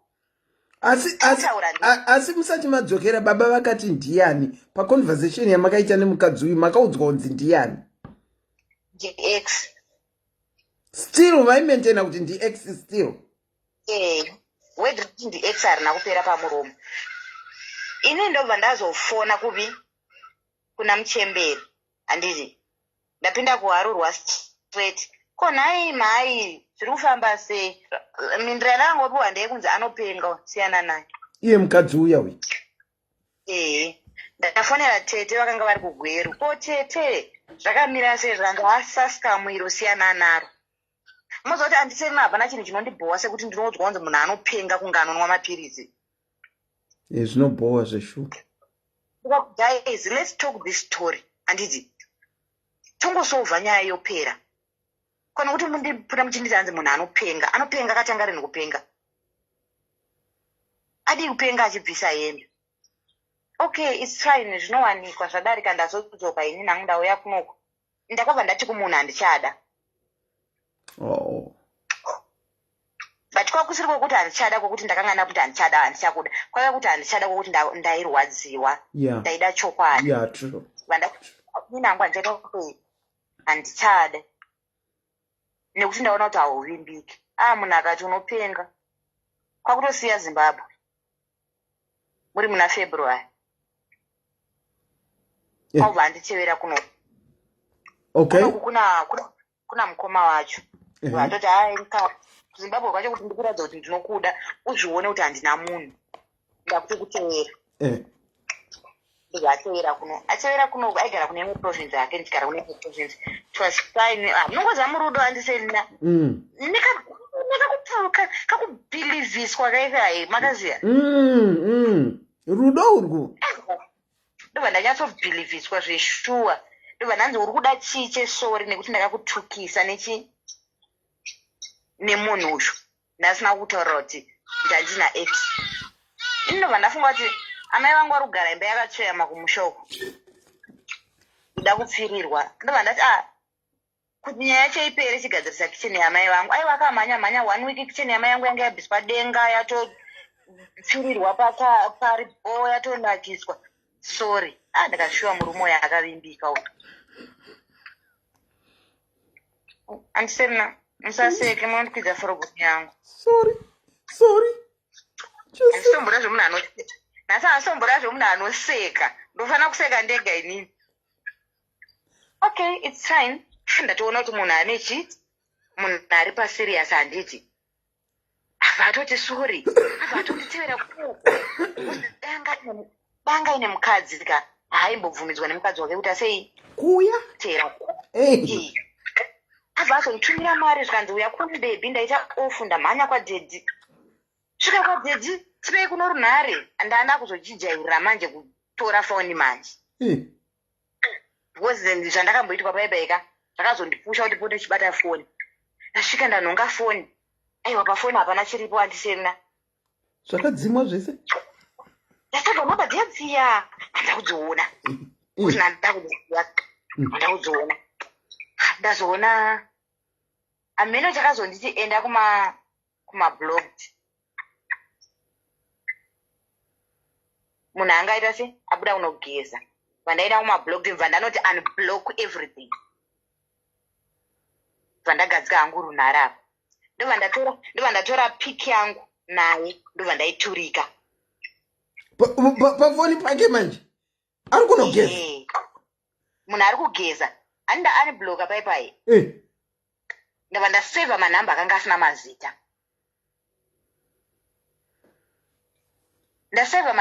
asina mazita. Ndobva ndaturika mufananidzo. Takagarirana pamakumbo. Ndobva ndakanda mufananidzo kumastatus. Ndobva ndanyarara. Ndione macomments. Hakupinda. Kondiani boy.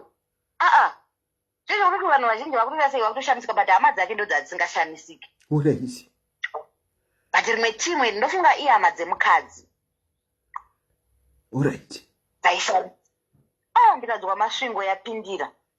Aizvita mukadzi nechipostori. Ndakadzwa masvingo yapindira. Watevera hure rako futi. Anzi hure rako ratevera futi. Iye ndofunga aifunga kuti ndinogara kuZimbabwe. Okay. Zvikanzi hure rako ratevera futi. Inini muridzi weikoko chaiye muridzi wako chahanisa ndamboziva paunogara.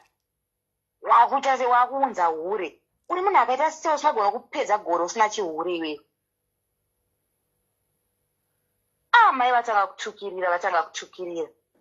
Aiwa ini vandapinza riri runhare. Ndobva ndati ndini uya uya wakambotuka uya uya. But inini handipo pakutukana newe. Ndiripo pakuda kutaura newe. Bvuma kutaura neni titaurisane sevanhu vechikadzi. Ndizvozvo.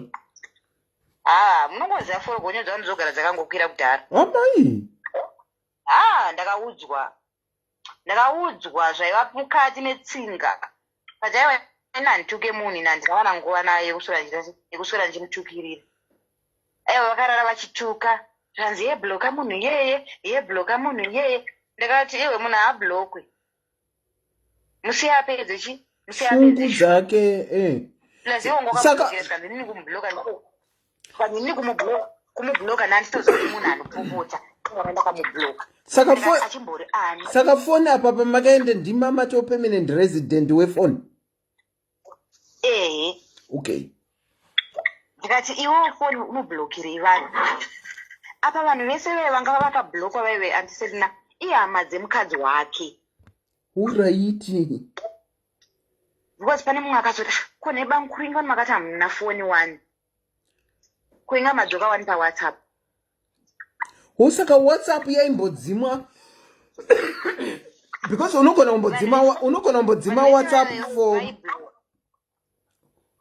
unogona kumbodzima WhatsApp up for a while kana usikadi commotion. Do you know? Exactly. But inini nekuputirwa nerudo manje ka handaizviziva because unenge uri pai unenge uri murudo unobva ungozvibvunza kuti shuwa munhu angaende neni kumba kwavo munhu angabva agara neni foni yake isina kana zvipande kureva kuti munhu anoita sei munhu anondida handiti. Okay, it's fine. Inini manje zvandaita ka ndaiti ndikatukirirwa uko ndaibva ndatakura meseji dzedze ndodzosera kuharurwa ndikangotukwa ndobva ndadzosera meseji kuharurwa mhinduro yaibva kuna amai vaiti anopenga ana atete vaidita anopenga ana bankuru vese vainza kuti anopenga bankuru vekunoko ndo vaigara vachimuti nyaya dzako idzi. Saka kutomuziva vaimuziva zvavo Muroora iye wacho okupenga vaimuziva. Muroora aitova muroora official ini ndindaitova hure kai. Alright, ngati ndiri kumhanya hatiendererei mberi nemunyaya. Uyaitova muroora official uyu. Okay, saka mukadzi uyu akazodipa mukana antiselina manzwa akungoti alright bosi akambotanga uchabuda honyi kudidi ndaizopindurawo zvandodawo futi but ndaipindura hangu asi ndaitya. Ndeshuwa unopindura uchitya once uchabuda honyi kupindura plus munoziva kuti honyi ndo madhays acho 2020 mahonyi akanetsa kaya mozviziya maiwe dzakanetsa honyi nekukwenya ndotori neneighbor yangu yaitobuda nyuchi takatarisa kudai kuchitungwiza ka kwete zvekuti ndakaudzwa yakatobuda nyuchi takatarisa kudai saka ndaizvitya zvekuti but ndaizongodairo hangu ngoti semunhu auzongotsikwa urambo wakanyarara but chokwadi kuti ndaitya. Okay, tazowanisana mukana wokunyatsotaura woman to woman azofona nefoni yangu namba dzake ndafusa mufoni wangu ende baba vaigara vakatongwarira kuona kuti handina kuisa namba dzake mufoni mangu here saka ndakazodzinyora pasi manje ndobva ndazomufonera amangwana acho vaenda kubasa ngatichama vatitaurirane svanhu vechikadzi usagara uchingopopota bosi kupopota hakuna zvakunokupa ende hakuna chaurikugadzisa nyaya yekupopota bosi funga kuti kubva last year uri kungopopota hapana chaumbondinyatsondiudza chine musoro ini hapana chiri kumbochinja kwandiri kwauri hakuna chiri kuchinja saka ngatitaurei sevanhu vechikadzi tazotaura nyaya zvanzaiwa baba vamurume wangu tine vana vaviri nababa ava vandisendera mafotozi evana mumwe wacho aitoreyamwa mumwe wacho anga ari kuma3 years. Pane vaive mwana wegrade 5 uye nemwana weECD uyo yanditi vatoriwo namai vavo vana ava vakange vakaenda namai vavo saka vana vafoka vana vafo handiti pabva paita mumwe mwana akanga ari anzi kunonzi kuchi amene kusaidhiri kuna na triangle ikokoko nekuti zvakaita baba vaka mukadzi uyu akapiwa pekugara nevabereki vake mukunzwa zvokuti akati ina handidi zvogara pamusha pakanyanya kuwanda vanhu ndobva vanopiwa pekugara kumusha kwana atezva udaiti saka aitogara kutriangle saka zvinhu zvekuti zvinoitika ikoko hauzvinzwi zvinoitika kwajena hauzvinzwi uraiti. Okay, it's zvakanzi ndakagara kumba kwana baba vangu ndokune musha wedu totori nemusha havha atondisendera musha wavo mushini wakatonakanaka mufunge ko inga ndakanzi kune mai vevana vakafa zvikanzi aiwa mukadzi akafa haana mvira asiya mwana aingoita mamiscarriage saka akazourayiwa nekuita mamiscarriage. Mukadzi uyu akatofa mushure mekunge murume achitogara nemukadzi ushu waainaye ushu handiti but achijola neupi achijola neufour. Mwari wangu asingati uyu wokufa asingatozvizivi kuti kune mumwe mukadzi uko vachingogara nemurume kandi havana mvira vamboudzwa plus uyu mukadzi uyu haanyanye kuendaenda kwaamwene nekuti pane distance. Uraiti. Asi murume aienda konguva inaikola kumba kwake kumba kwomukadzi uyu wamaitukana naye. handisi ndogara kunoku iye aigara kuzimbabwe kao. Saka which means mwana aito yamwe akaitwa imi matoo munharaunda matoo padhuze nemurume uyu. Isusu tatatu mudunhu ka ndopakaitwa pakaitwa mwana uyu. Maiwe kwete zvekuti vaihurana aiwa zvekutodanana murume nemukadzi vachitogara vese. Saka zvaita murume uyu andiserina munoziva zvimwe zvinhu zvinozouya after manje kuti alright pepe pakazodai handiti. Mumwe musi ndakafona ndafona ndobva ndanzwa chokuti wako muchitokuti wamai vako chikazoti vanhu vari kutukana. ndobva ndatoti ko chiko chiri kuitika zvikanzi ndamai guru vari kutuka amai nini but ndakunzwa munhu aipindura mukunzwa mainzwa one side ndainzwa one side remunhu aituka ndobva ndati vanhu vangatuka nezvinhu zvakadaro mumusha mune vanhu here zviri kumbofamba seiko. Saka iye akabva azoti watanga uri kushota shamu muri kunzwa.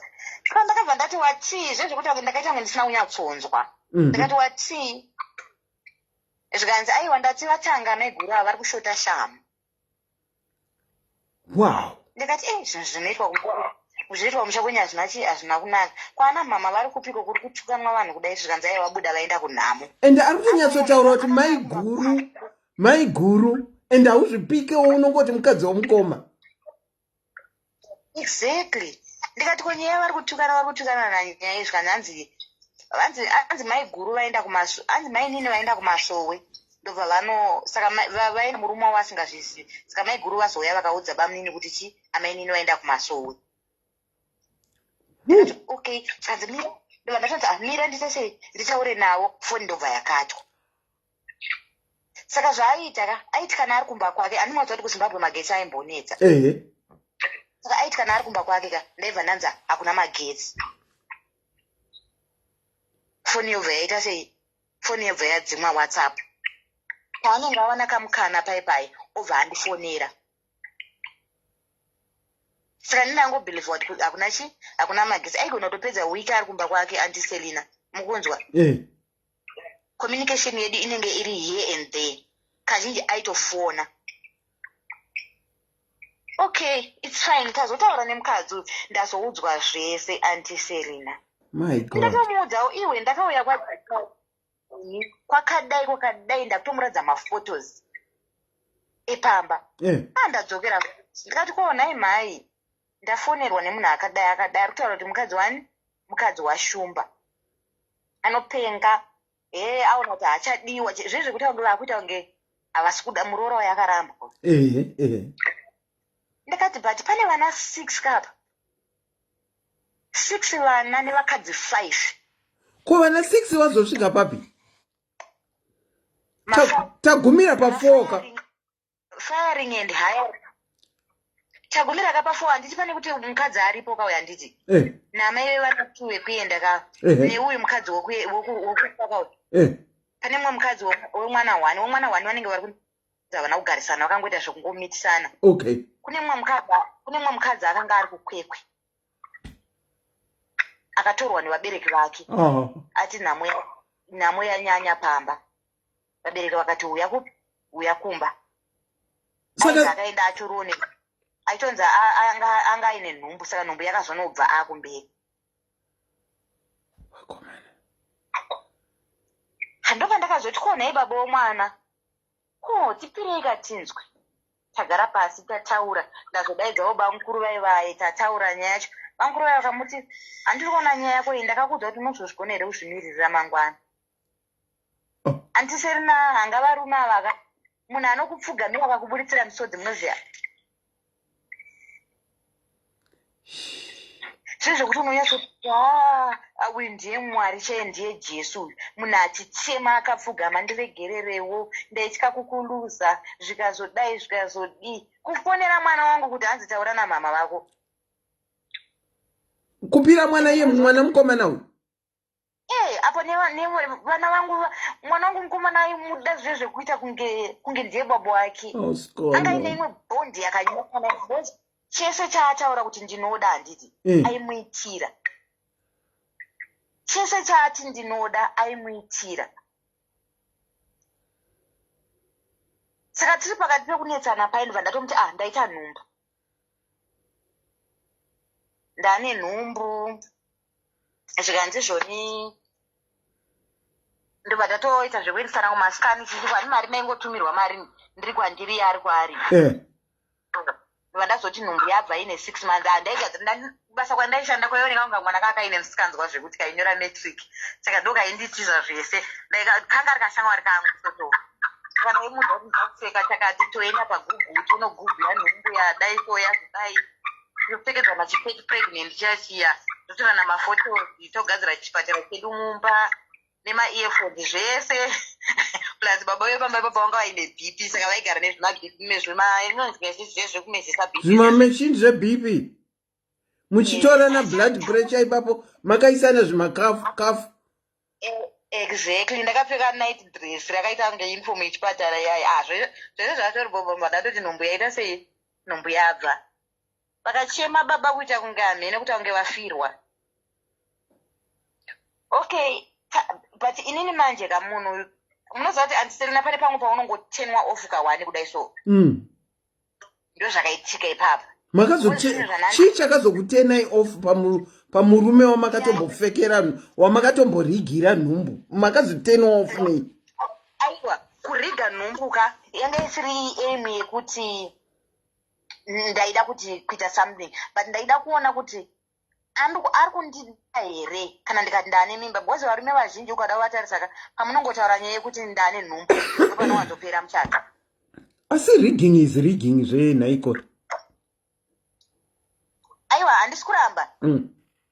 Aiwa ipapo handisi kutomboramba. Ndakatoriga zveshuwa ndikati ndaita mimba. Ndaita mimba. Apa pakutoti ndaita mimba yanga yaeme yekuda kutora mari plus nenyaya yekuti ndione kuti munhu ari kundida here. But the main point yanga yekuda kurova homwe. Homwe yegoridhe. Because mari dzechipatara dzaka. Aiwa akazenga asiya kakugoridhe uko. Akazenga akuitei. Pane kubasa akazenga abouya futi kusouth ikoko. Ranga atera mukadzi zve. Okay. Akati ndoda kuprova kuti handina munhu ndiwe chete iwewe mukadzi iwewe. Sikona. Saka yanga iri inonzi tingaiti provement tingaiti chiko anga ari ma-V11 kuti baba ndevangu. Saka ndakazomuti ndaita mimba yakazobva yane 6 months. Okay. Mimba yemwana musikana. Ndatomusendera mafotos akachema akadididi. Saka takazoona kuti zvinhu zvacho hapana kwazvika sei. Hapana takazoona zvinhu zvacho hapana kwazvikuenda because ukatoona munhu pakutanga ndakazozvibatanidza kuti kubva day 1 wakandinyepera nemafotos. Handiti. Day 2 ukanditi munhu uyu haumuzive ndiex wako. Ukati ndine vana vaviri ipo pane vana vekuwanda. Gurushushu revana kunge hameno tingati chikuita ngedanga rembudzi. Ndikati yowe ini handingasvikwanisa zveconference. Saka kutorawo kuti kuenda kwakaita vamwe ndo maendero andinongoita sei? Andinongoendawo Plus kana uchikwanisa kurwadzisa mukadzi wawakagara naye mumba wakavaka naye musha wachimo inini uchazonditowo sei? Saka ndakazvoonawo zvakadhako. Saka inini takazosiyana muna muna August 2020. Okay. Birthday rangu. Ndokuti tazosiyana but chii chakazokupai kuti musiyane? chakazoita kuti tisiyane ka ini ndakanga ndisaende manje kwaakanga ari uko. Ndandakungoti nditumire mari. Saka iye manje anga akubvunza kuti naiwe pese ndiri kungokutumira mari but kuuya kuno kwauchaita sei? Auchadi ndichingoti ndikurwadziwa ndisi. Lero ngoti ndairamba ndichingoti pain yemiscarriage yaisati yaita sei? Saka pa 6 months apa penhumba hamuna kana kutomboti kuonana kuti ambomubatawo achiti takapedzera kuonana nhumbu ine 3 months. Uraiti pasina chati chakunyatsobatika chine musoro. Ehe. Uraiti. Plus makambozviona kuti ukasvika mazamu chero usina mimba anobuda mvura dziya. Ehe. Ndo zvandaimupuruvhisa nazvo.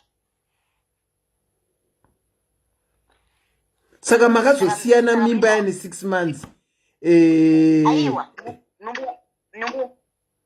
Nhumbu yakatozobva antiselina. Zviya yakabva. Nhumbu yakatobva zvemimba zvikatopera.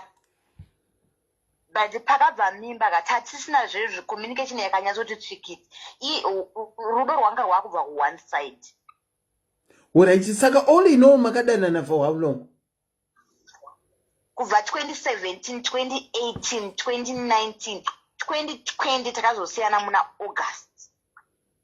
So makadanana nguva yakareba?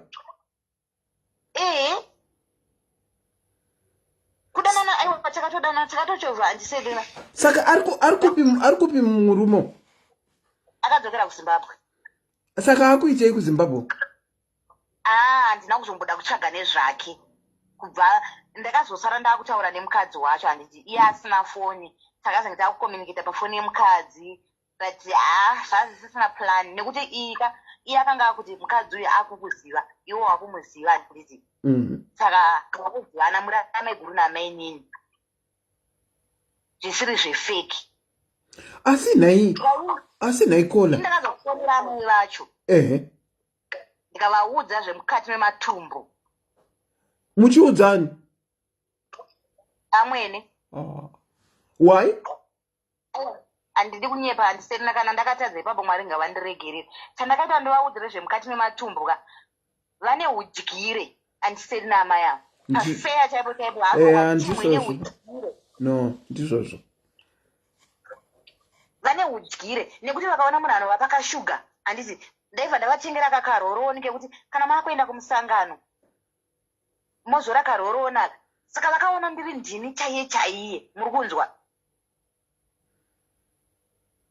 Ende hazvina kugumira ipapo. Kwaizvouyo Saru akanga achifambawo nebhenzi. Iyo nekukuda kukwira bhenzi vaizoita sei? Handi vaitozotambira futi Saru uyu. Saru ndeupo maakutaura futi. Ndiringotaurawo zvangu kuti Saru paigona kuzouyo mumwe anonzi Saru. Muwane bhenzi. Vaitojambiranga kune bhenzi yauya imotosiyiwa. Handi muriona. Koko kazouyo netsai anofamba nendege. Saka ndakatoona kuti hunhu hwawo. Ndakatoona kuti hunhu hwawo. Ukuthi vanoti auya neshuga ndiye chaiye. Ende iwoyo ndakatohuona una amai vababa vangu. Vanoita zvokuti anenge auya majarini ndiye chaiye. Una amai vani? Amai vababa venyu ndozvavanoita? Takakura tichizviona isu kuti anouya neshuga ndiye chaiye. Ndozvandakaita kuti ndivaudzise zvemukati mematumbu izvozvo. Asi ndandisina hangu raite kuti ndivaudze kuti munhu mukuru kwandiri but zvakandibata. Saka rigging rigging iriko kwese. Ya. Penyu ndazviona. Imimi yenyu storika tinoipa title yekuti The Tales of the Two Riggers. Ndo title yatinopa.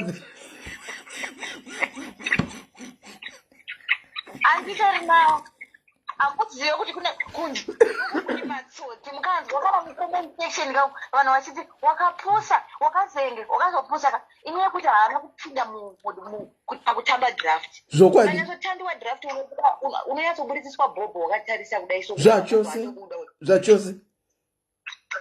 Wakavhura maziso kudai kuvhura maziso kudai. navo varume rigini iriko ibva imati navo varume navo vakadzi ya rigini iri kwese ya ayo achazviona iriko kwese kola wow manyatsotishera story inoenderana nezvatiri kutaura nezvazvo nhasi iyi ndiyo yanga iri ongoing rigging mune hope yekukandwa pakitchen kukazouya iye murume wenyu mabhurukwa wemaoversize mukazvitsveta pasaidhi nekuti makatenge matofola zveshuwa asi mumwe mwoyo uchikuudzai kuti wepikicha chaiye akauya ndinogona kuwira futi maari nekuti makange madi handisarina dai wepikicha akauya handidi kumbokunyeperai mungadai makada unogona kuona kuti this is drawing this is my type ichi chiumbuka ichi type yangu iyi saka shamwari makazombobvira makaiti baheri makambobvira maiona ndiani murume uyu shamwari yacho ine pikicha aiwa handinamvira ndambomuona vainzi vakamboshanda vese engo ndizvo amene kumamaina ari kutura engoko uraiti vaishandira but ndakataura hangu naye pafoni asawira uraiti ndiye munhu uya oskona thank you so much for sharing your story. It shows kuti rigging iriko both ways. Saka mune munhu here iko zvino? Andiselena ndaita munyama nevanhu ava tingatopedza nguva dzevamwe tikaswera pano. Mukuita munyama weiko? Inonyanya kuda kunyura ndikapinda murudo andiselena ndodambudziko ndofunga chirwere chinotoda profeta handizivi. Asi muri kuti mukapinda murudo munopinda nemusoro nemakumbo zvese. Aiwa. Kuti ndinoda munhu wani. Mukapinda murudo kasiyai percentage yekufunga. Haikona kubva manyura ne100%. Munosiya pane pamwe unogona kuzvinyeberako andisenina kuti ndiri kusiya imwe 10% yekuitira kurwadziswa. Maini vangu vanogara vaigara vachindiudza nyaya yokubva ndichikura kuti madira ako munhu aya ndikazoda vamwe ndichiri kukura chaiko andisenina ndakamboda vamwe baba 5 years muri kunzwa 5 years ndiri murudo ndakanyura nababa ava tichengetesana mari yekunorora tachengetesana mari yekunorora andiserina 2001 2000 baba ava ndipo vakati vauda kunirora ndaiva neimwe best friend yangu yainzi Melody muzee kwarikoko andiserina ndinotika she must go to hell. Melody muzee aita sei Melody? She must rest in hell. Asi makatorerwa? She was my best friend. Andiserina makamboita shamwari yekuti munopfekedzana mabhurugwa. She was my best friend. Murukunzwa. Saka chii chakazoitika? Nyaya dzangu dzese dzandaita nemufesi wangu aidziziva. Muchimuudza. Chikira Melo azondipamba pavo pakanga paine imba because ndanda kushanda. Unoziva zvezvo kuti unokura uri mwana mudiki. Ndaina unogara pamba pavo paine imba. Ndagara pamba pavo. Ndopakabva pazoita yainzi chi? Ndo madays ekuya muramba china I think. Ndasingakanganisa. Saka ndakazotama vakuti wada kubvisa chi? Ada kubvisa cabin yayi. Inini mufesi wangu aita zvecarpentry. Ndakabva ati wardrobe yake yagwechenuka wachwati. Mufesi ngauya yaite sei ngauya gadzire ndikati koiri basa pane chakashata. Plus munhu wandaitrasta. Ndobva aenda kwaMelo kuya kunogadzira wardrobe.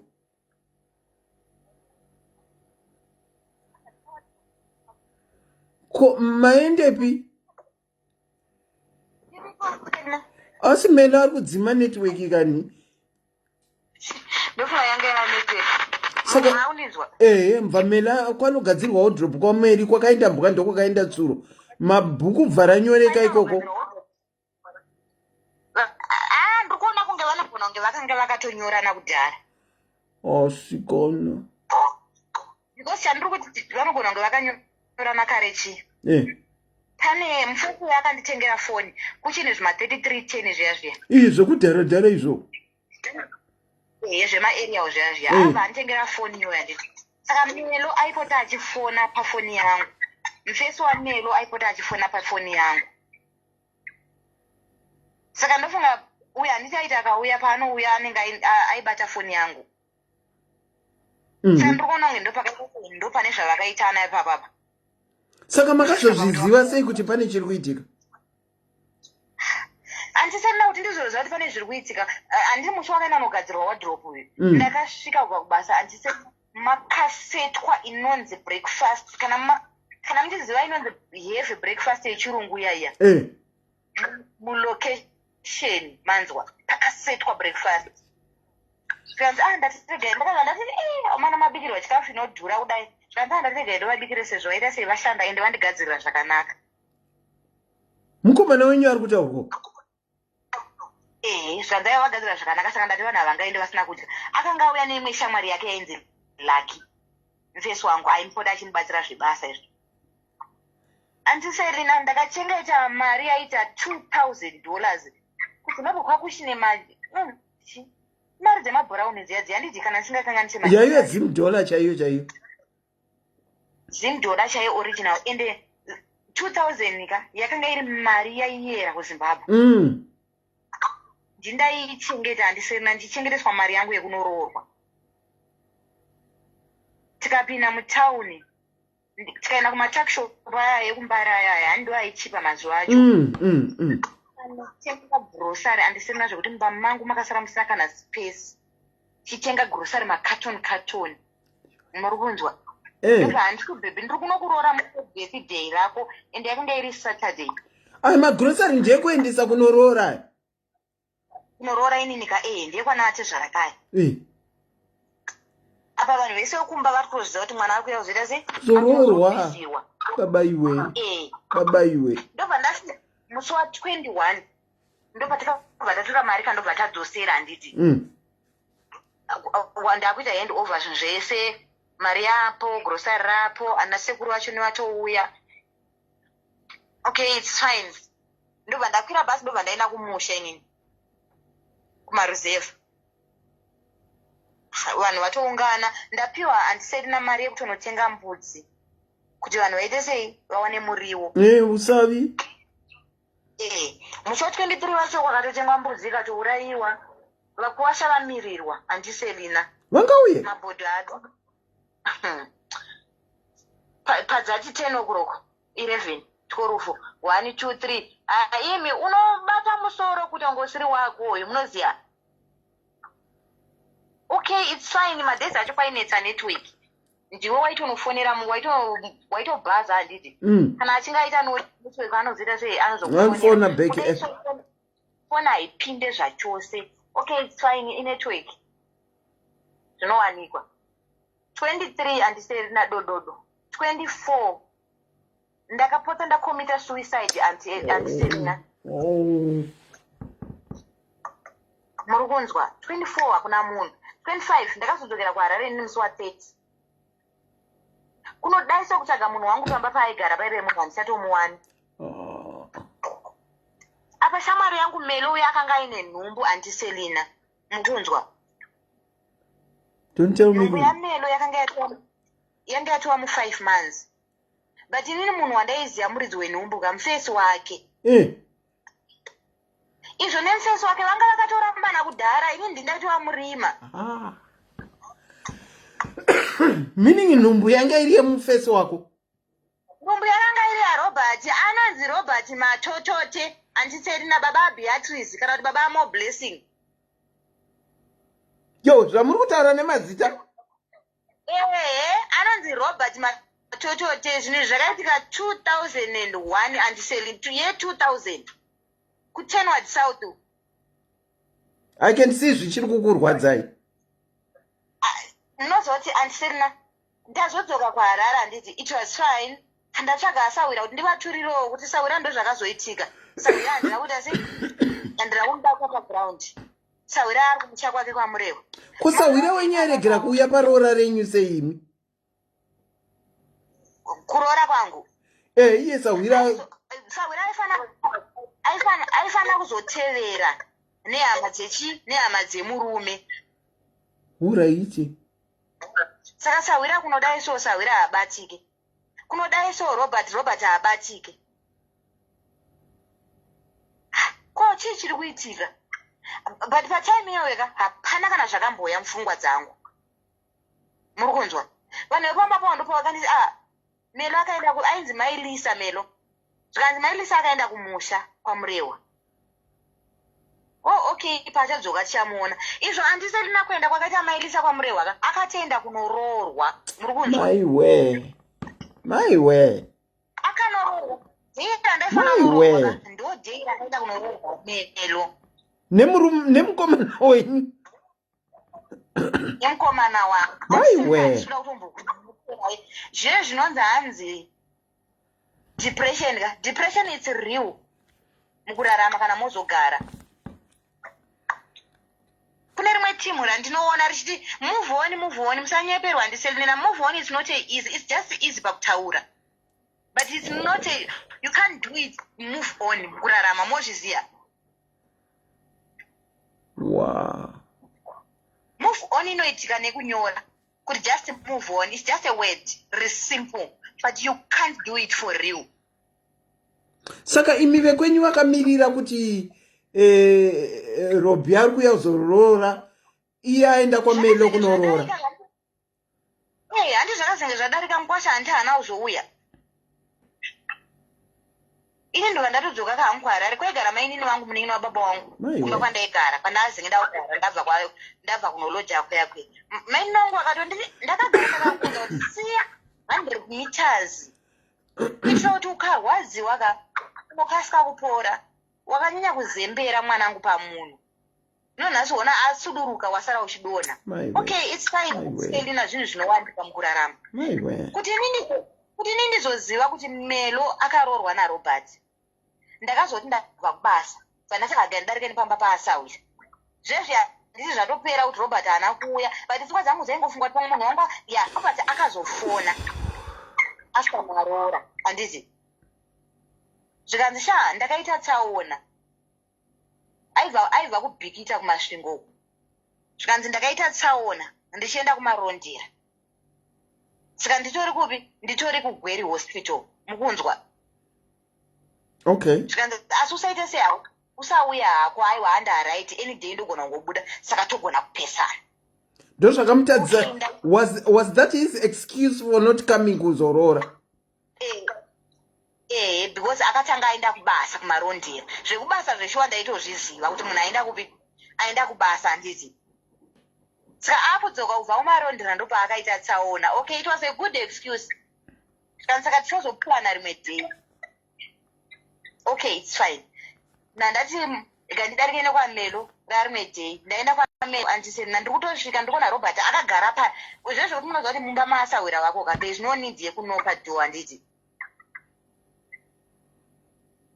Apa tatofamba tatone time tatofamba mazuva atofamba wato mumwe mwedzi uyo kandirusha ndikupinda mumba maMelo kudai zvindina Robert akagara pake ari kutoita zvemabhuku ake akagara padesk kuseri kwedo.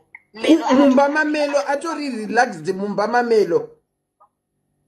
Ando mumba make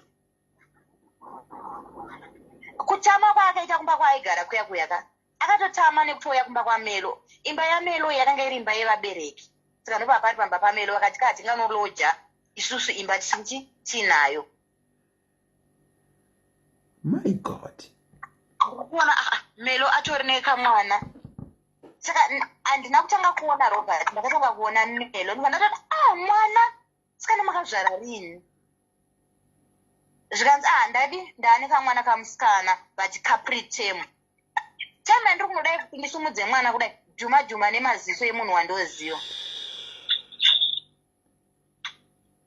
Handina kuzvisa mumwe, ndakangoti hai kuratidza kuti handina basa nazvo. It's just zvinhu zvangoitika kungoti hai handisena nekunyanya. But pane chamakafungira here ipapo?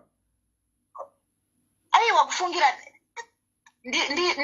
inzwaika ndakamuti hai handiti ndobva ndabuda, but ndakabatikana kuti munhu akagara mumba maMelo, munhu ari kunditi ari kuchipatara. Muri kunzwa nyaya dzacho? ndobva ndabatana but handina chandakaona vachiita. Ndakangoona munhu akagara padeski ari kuita zvakuita zvaari kuita. Ndobva ndabuda ndobva ndapinda maMaisamantha mumwe muloji anga ari. Ndobva ndatotaura naMaisama asvika naMaisama nhaiwe saka ungavhizitire asawira vako shuwa munhu akakutorera murume. Uchaziva paipo wakaenda kumusha pai ndopaakaenda kunoroorwa.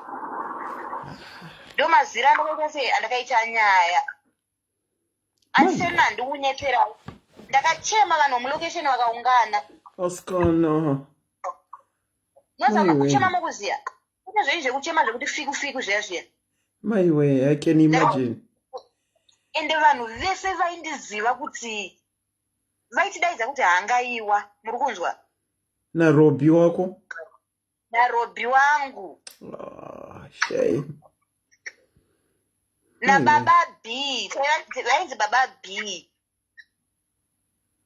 Vanhu vachiti kumatakshop kupi kumuperekedza kubasa kundiperekedza kubasa hapana location yese taizikanwa location ye10 South here. Okay, it's fine. Zvazodarika but handisana munhu kutaura chokwadi hakuna chinhu chinonzi let it go. Ngataurani pafair chaipo especially heartbroken. It's real. I hear you. Ndaenda kumba ndobva ndasvika ndasvodza mainini vangu kuti mama ndozvaita sei ndozvaita vanenge vangotiraya kuda ngokukama down but pafair chaipo bundu rinenge riripo pakati pehana apa. True. Andisena ndakagara pasi kudai so ndikafunga kuti ndakazvitarisa kuti ndinoshorekei. Why? Chii chiri kuitika kwandiri? Apa ndandambobva mukuita mukomana ndobva anenge rina mota yake yanga aina aidhiraivha magonyeti handiti. Mota yake yanga ainayo yakabva yamutsika ndobva afa. Yakangofamba yega ndobatwa ndobva afa. Saka ndikazvifunza kuti why inini? Okay, it's fine andiselina. Unoziva kuti ndakatora madiscipline. Vanini vangu vakanga vari musoja handiti. Saka vaigara nemapiritsi akawanda zviri kuti vanenge vachingopiwa kubasa ka. Ndakatora madiscipline andiselina 40 ndikanwa.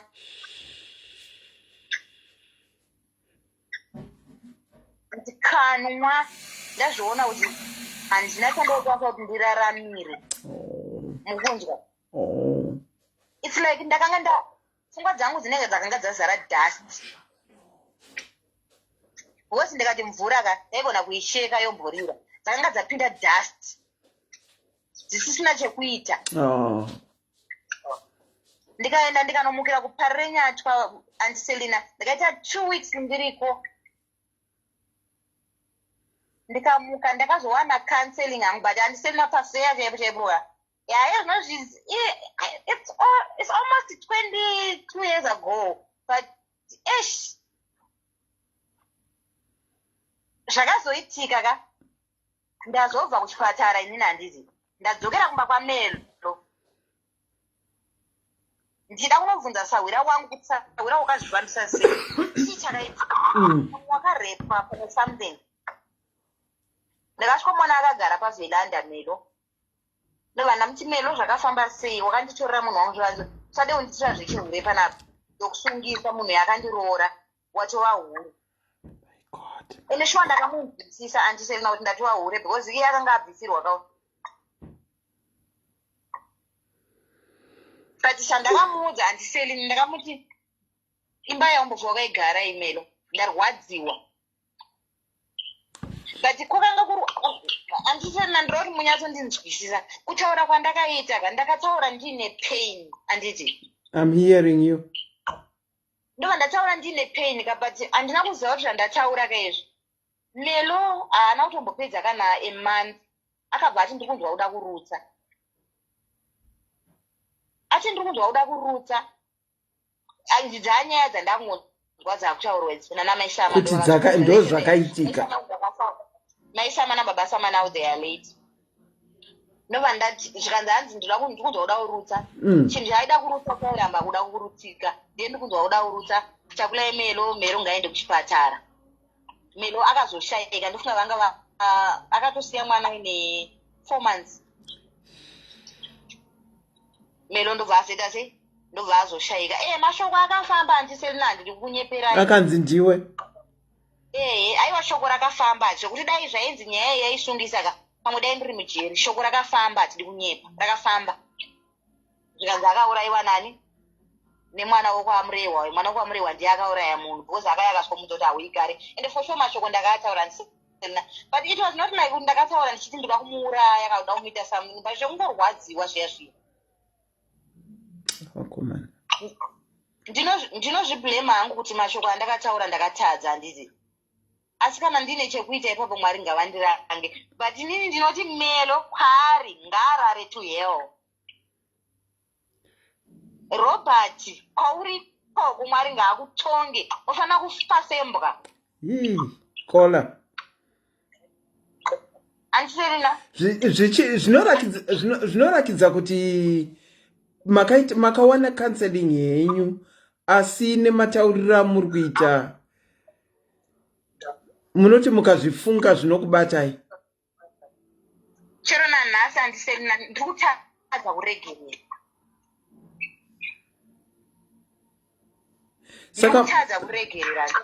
saka mukoma Robbie ari kupi ndakapedzera kuvaona I think zvekuma 2005-6 it was long time ndangosanganawo nawo mutown vakutoita kunge vakuda kudza amene vanoita kunge tonga vanotopenga wow upenyu hwavo hwanga usina kumira mushasha saka mapoints api anotrigger kuti mufunge nezvamakaitwa naRobbie inguva dzipi dzinotrigger kuti mufunge nezvazvo andisarina chinonyanya kuita kuti ndifunge nezvazvo ka pane munobva pane vamwe vanhu vekuti chero nanhasi ndogara ndichivaona zvezvo kuti vanenge vachingoti mwana uyu ndaimuda uyu kune mumwe munhu akambouya aibva kwazvimba uyo handingamensheni hangu nezita but ndokwatapera pane vamwe vari kutoti I can relate ana precious uko vari kutoti I can relate okay munozva kuti ka munhu wikoyo aindida handiti chimuramba andiselina nanhasi hana mukadzi aitaura kuti pese pandosangana naye anondudza kuti wakanditadzisa kuti nditsvage mukadzi ndichifunga kuti pamwe kukumirira kwandakanga ndakaita waizondidawo ndichida pamwe dai ndakanga ndisina kunge ndichidanana naRobert pamwe dai ndakadanana naye pamwe dai nditoriwo mumwe munhu waanonziwo misisi wow zvinoitika kuti unenge une mumwe munhu waunenge uchida ukatadza kuwanikwa nayo just to lighten up, this is a very sad story that she's talking about, but nezvawabva mukutaura ndirangokusekesai ndichiti zvinowanika zvavari kuita zvekuti unogona kunge mumwe munhu achikuda zvekuti wotadza kuroorwa naye and then for the rest of their life vanongogara vachitaura I don't know whether I should say it ndirikuseka no, let me leave it. I wanted to give example of such an incident, but I think I'll leave it at that. Saka hana kuroora up to today. Munoonana naye here munhu wekumbondida kauti wekumbondida ndikatongoendawo Zimbabwe chete akangonzwa kuti auya anouya kuzondiona but hazvichazi zvinhu zvese handisena zvekuti anouya kuzondiona like kuti ane rudo neni ya zvinenge zvasiyana yangovawo shamwari yangu but unonyatsoona kuti munhu ane pain handiti even inini wacho ndinonzwawo pain saka but akungoita sezvo taatiri manext door handiti kwataigara saka takungoitawo kunge hama nehama takungoitawo sekuru but asi hamusisina any feeling for him at all. chero ndakatomboda kana kuda kutomboedza kuda kutomboriga kana aiwa ndonyatsoona wega kuti aiwa pasisina asi ndomwe aitongondidowo ndichiri mudiki zvezvokuti aida kungoti ndingoitawo munhu wake saka zvinoreva kuti Robbie ndiye akanga anyatsomira mumwoyo menyu chaizvo Sorry, tikuita feedback amene kuti mune imwe device here. Aiwa handina. Kana kuti mune ma-earphones. Ndatobvisa. Okay, I think zvinenge zvikuratidza kuti Robin ndiye akanga apinda mumwoyo menyu chaivo. Handisina mwoyo zvekuti unenge uchidanana nemunhu uri mwana mudiki wobva wakura naye. Plus apa ari munhu mukuru kwauri. Yeah. Zvekuti everything ndiye munhu akabreaka virginity yangu, ndiye munhu akandidzidzisa kuti murume anoitwa so, muri kundibvisa zvandoda kutaura. Yeah, that first cut, the first cut is the deepest, and that first cut. Plus trust yangu yese ndandakaisa paari. Okay. Trust ndandakaisa paari. Zvekuti chero tisati tamboti tisati tarara teseka munhu wandakanga ndisingatyi kuve ndinaye senguva dzeusiku. Okay. Wow. Hamuna imwe device kola? Aiwa handina chinhu handisena. Kana kuti pani padhuze neTV kana kuti chii? Everything is off. Kuri kunaya chete. Kuri kunaya. Okay, so probably iri kudzimaidza network. Wow, Kola, we started off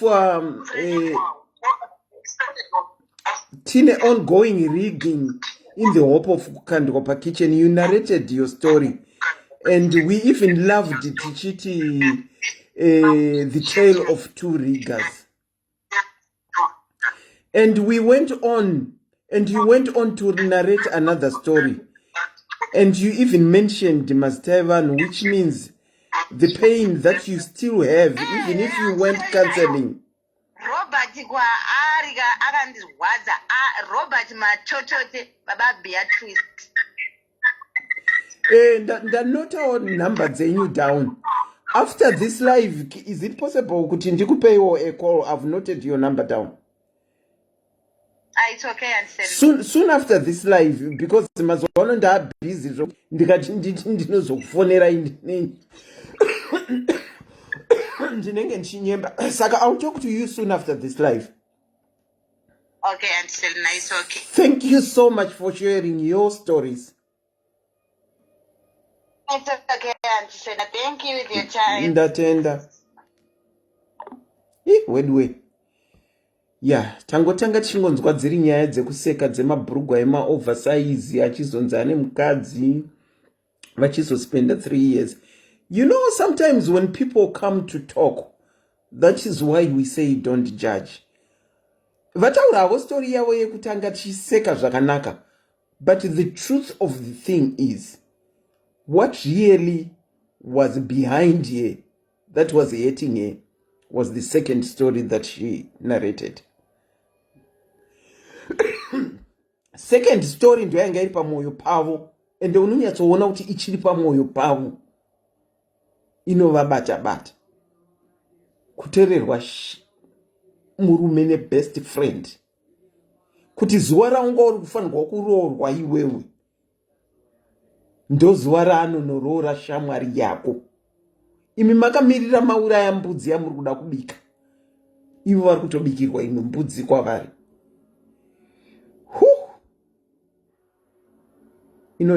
Panonetsa pakadaro. Let me try and phone back some other people. Tane 2 hours tiri pano tichingovhara tinzwe vamwe kuti vari kuti. I think about 2 callers. Ndinokuchingamidzai pachironga ongoing rigging yekukandwa pakitchen. Makadini? Hi, Anselina. Muri sei? Muri sei? Aiwa tiri nani asikana makadini? Aiwa.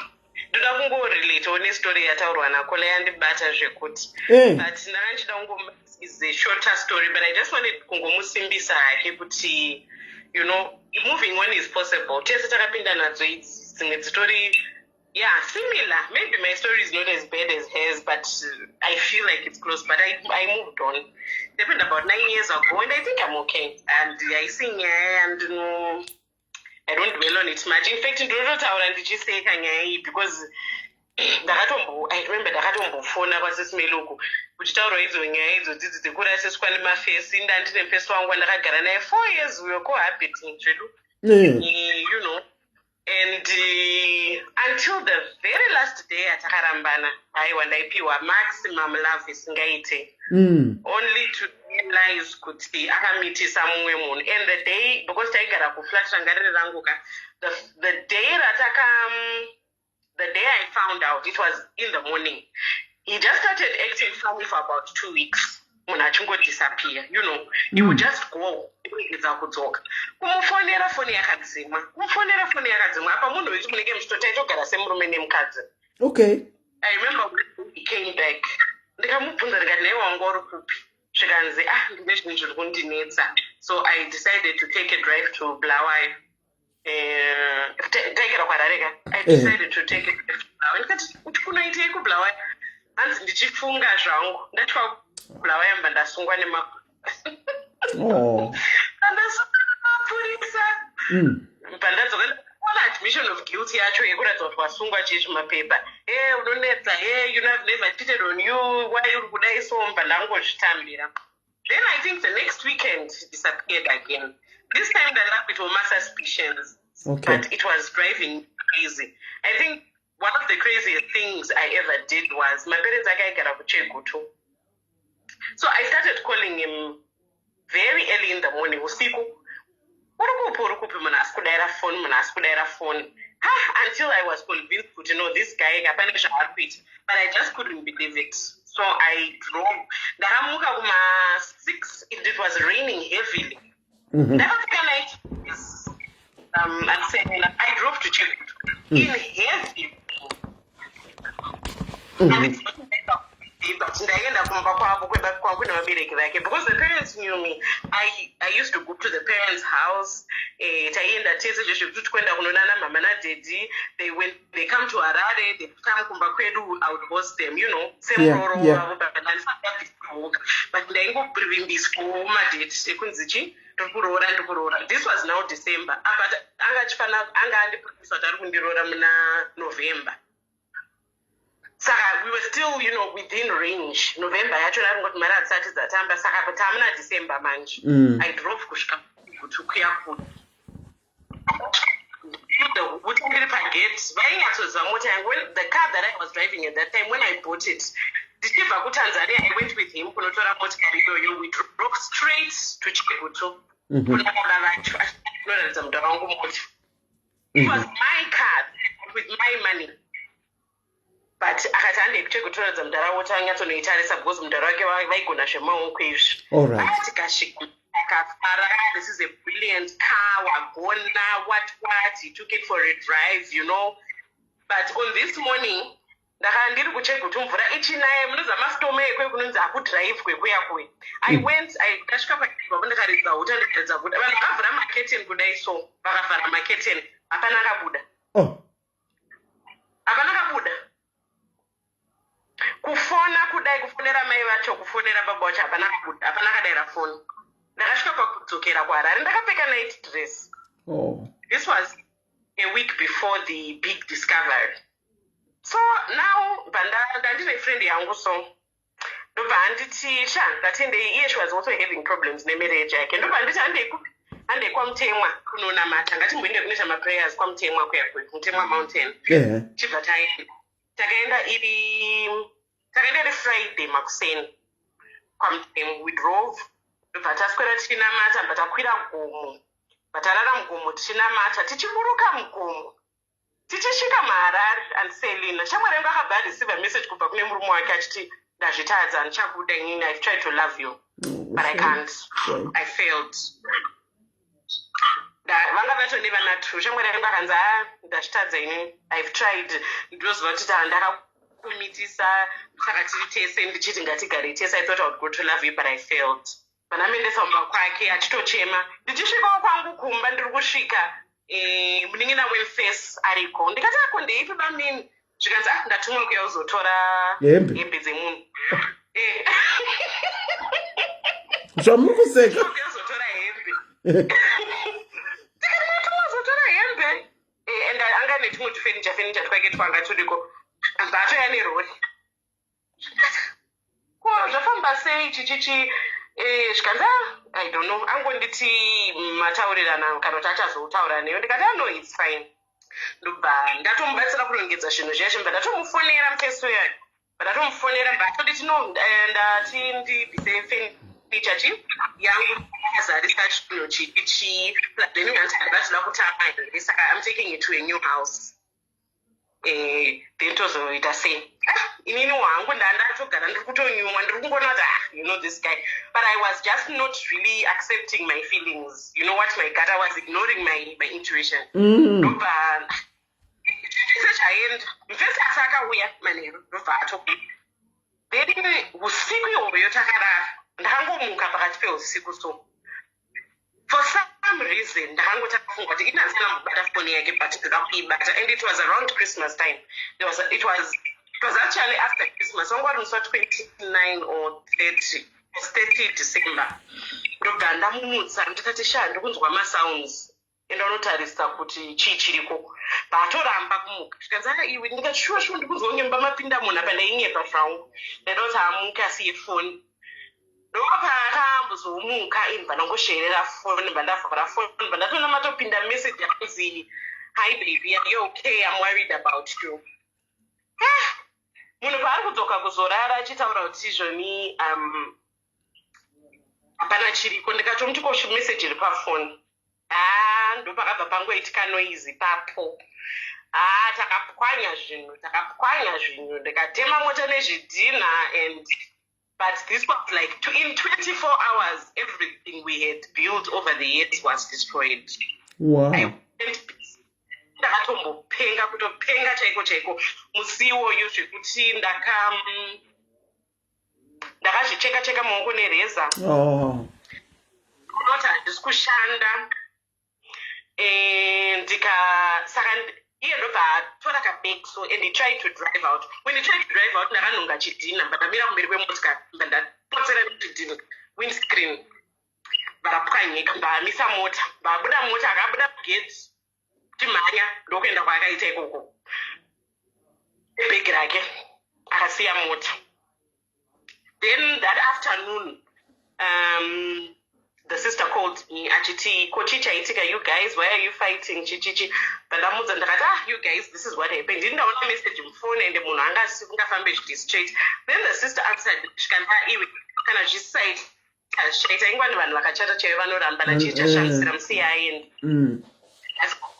This car accelerator that they wanted to drive out with was my car, and it was like I had bought another car because Taita business tese. Okay. So and that's the car that he was now using. The way I ended up and all right.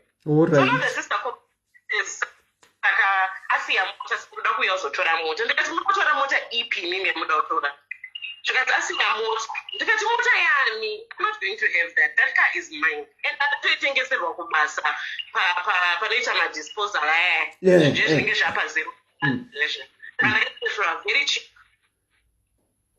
Chikanzi zvoni aiwa chichichi vanhu masikati aya ndobva vadzoka vachitoda zvekutotora motika ndobva ndakiya gate ndobva ndadedza mapurisa hamba kuita noise. I think by now it was now the 31st of December takanga masikati kusvika ndazodisturb ndamuteera ndakateera the sister actually pavakaizotora motikari pavakazobuda nemapurisa ndichibva ndateera motikari iya. That's how I discovered kuflat kwaanga kunogara kwaanga atamira. Ndasvika kuflat kuya ndiri kutoona aiwa munhu ari kutorongedza ari kutoratidza kuti there's another woman in his life. Ndobva ndabva kumba kuya ndapunza futi mawindo ndakasiya ndapunza mawindo kumba ikoko ndapunza mawindo there was the front door ranga rine glass so half rere kuti unoona nemukati pamaputsa futi I just destroyed things, I was just a little bit crazy at that time. Ndobva ndabva pamba paya ndichibva ipapo ndichibva ndaenda paEconet Park. Because panonzi paEconet Park paine chicaravan park so bva ndaenda pamba ndanwa mushongo wemakonzo ndakatodriva motikari yangu ndiri one bva ndanwa mushongo wemakonzo bva ndabuda motikari bva ndarara pasi. And then I just went out. Ndakazodiscover nevarume vaifambawo imomo. Ndakazonomukira ndakuparingatwa. Zvekuti rume vaive They drove my car when the police but I was half dead at that time. My way. But how are you now? I'm brilliant. I'm super.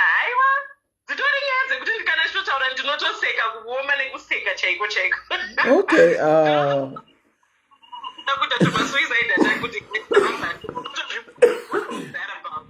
Yeah, but here is the thing. I think rate yedu yekuita overcome something is totally different. Some people are quick to kunigirira kubvuma zvaitika and changing. Some people it takes a lifetime. It takes them going to the grave vanhu zviri munhingirikini mupfungwa mavo. Saka moving on, as she said, it's easier said nemuromo than it's done. She said she had counseling, but zvinenge zvinoita zvichiuya. Narrating her story and mentioning my names and what she said, it shows kuti counseling yakaitwa zvayo, but zvichiri mavari. Okay, let me just finish up. It was New Year's Eve. If you attempt suicide, hospital counseling and it. So Okay. it was New Year's.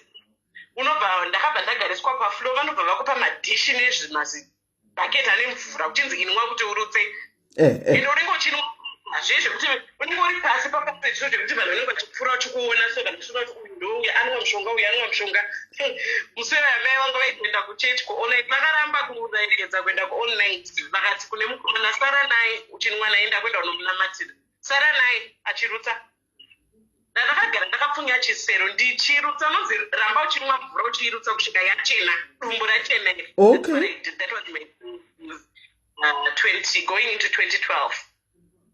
Okay. Ndokubva ndabva ipapo I think ndakaita 2 days ndiri muhospital, then parengatwa vanotaura kuti unobva kugadzirwa program, unofanira kuenda kuannex kuya kumapenzi kuannex across the road. Oh. Uchinoona care. Yes, it's a must. If you don't go, vanokutsvaga vokudzosa muhospital because unenge uchitonzi utori suicidal case, unototeerwa nemapurisa. Saka ndabva ndatoita program yangu, and then I started going back to work normal. Vanhu vasingatomboziva ndiri kubasa, but ndandiri mudepression yekuti ndaigara murima. I didn't want lights. Ndaisiya phone mumadrower kumba. I didn't want to talk to anyone, not even my parents, not even no one. I didn't want to talk to anyone.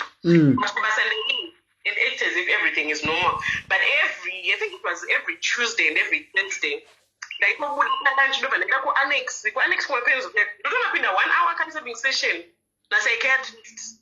Uchitopiwa homework nekanoti uchiita sei inini hangu zvakandibatsira. I did that for about 6 months. Okay.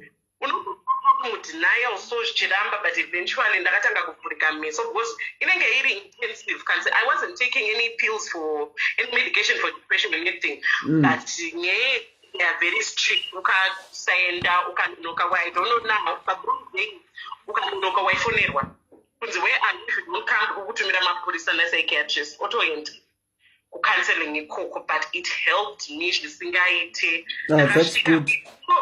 Don't think again. Friend yangu taudza nokuti tarasiswa nemafesi. I think in about the next month ndakazenge ndakazoenda kune vamwe maiso vairapa. Vakatondita iwa una kana nyaya munhu wako musikana wacho nato nenhumbu vari kutoronga zvekuroora. Haiwa ndakabva ikoko. Mama kuda unogadzirisa kuti mudzokerane. It can't happen like that. We can't. This is, it can't. That's gone. But she told me kuti apana kana nyaya na kudofonerana mai vacho havachatombodaira phone. These were people who would come to my house. These were people whose house I would go to. They never ever spoke to me again. Vanga vakukutya wakati munhu akambokomita suicide anouya akatikomitira pano.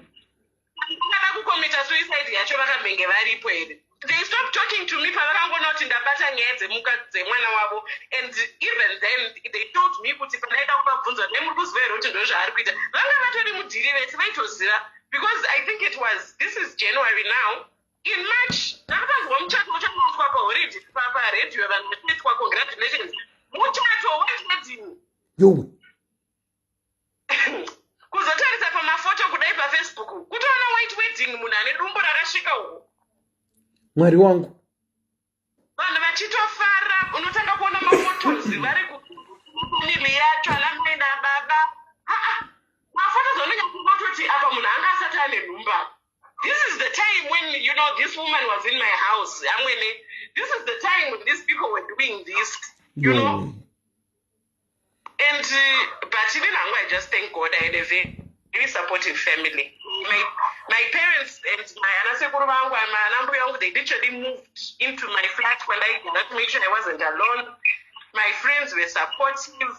And above all, that treatment yandakawana ku-annex, I advised, handisiva hangu mutanyika yedu kuti vachiri kubatsira kudaro, but kana zvichiriko toina advice kuti clinical counseling, whatever.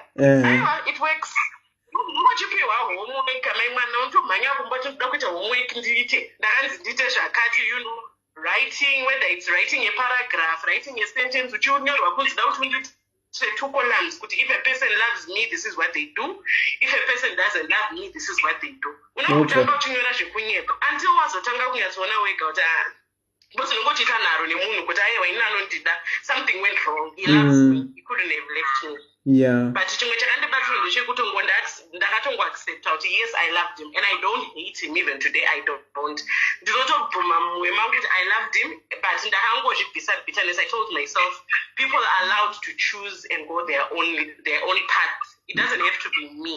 It's allowed. Kana ndinogona kutoramba munhu futi ndotoenda kune the next person, and that really helped me because ndakaona kuti bitterness is what kills us. Zvinenge chirwadza wakatadzirwa, but at the end of the day you need to let people be, and that's how I moved on. No, good for you. Good for you. Thank you so much, Kola, for sharing your story. Thank you. Wow. Bye. Imi wedwe, vanhu vakatakura kunzoka. I don't think I'll be able to take another caller that I missed a call. We started off with ongoing rigging yekuda kukandwa pakitchen. But as Auntie Selina is Auntie Selina, I usually say, ini nangu here I allow to stray. Hezvo mustraying tazonzwa mukadzi uyu ataura story yake yekutanga maringe netopic yedu. But she had something in her heart changa chiri kumunetsa. Chinova chaazotaura pechituru. And you could pick in her voice that zvichiri kumunetsa, zvichiri kumurwadza. Wedu, there is a live that is coming at 7. You wouldn't want to miss it. So the difference of time, I'm seeing that it's 12 minutes to 3 here, which means it's 12 minutes to 5 Southern African time. Wow. Ongoing rigging yekukandwa pakitchen. We have established rigging, it comes in all different forms. I started off as I introduced the rigging as makeup. Makeup tiri riga. Ne makeup for sure. We are rigging left, right and center. Haikona kubatikana nema picture unoona pa Facebook akafiritwa. Ukazomita Auntie Selina in reality, then that is when you really see kuti tine rigging left, right and center. Ye makeup tiri kuwanza madzimai. Tiri kuwanza.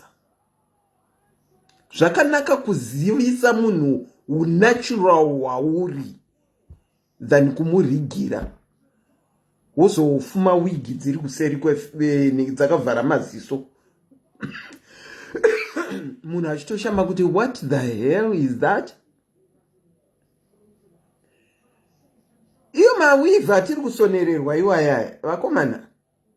Unongona munhu achiti kana aenda kudate achitaura. Iwigi iri kurohwa munhu ari padate nemukomana achiriga mukomana kuti mukomana aone kuti ndiri potential yekuiswa pakitchen.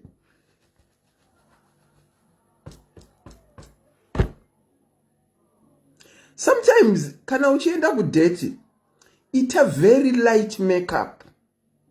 Try and look as natural as possible. Try and look as natural as possible. Kana uchienda especially ku first date. Munhu abva angoziva zvauri.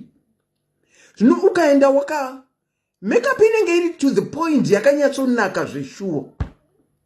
Zvino kana maenda kuri ku dancing date kuya kwanzi chuya iti dance. Makuombera maoko song yapera mukomana ona t-shirt yake yakazara nepowder. Makeup tiri kudziwanza weduwe. Tiri kuriga. Remember tati varume vanoriga. Tatoona kuti tiri both ways. Hakuna zvokuti varume muri kuchiita sei, varume muri kuchiita sei.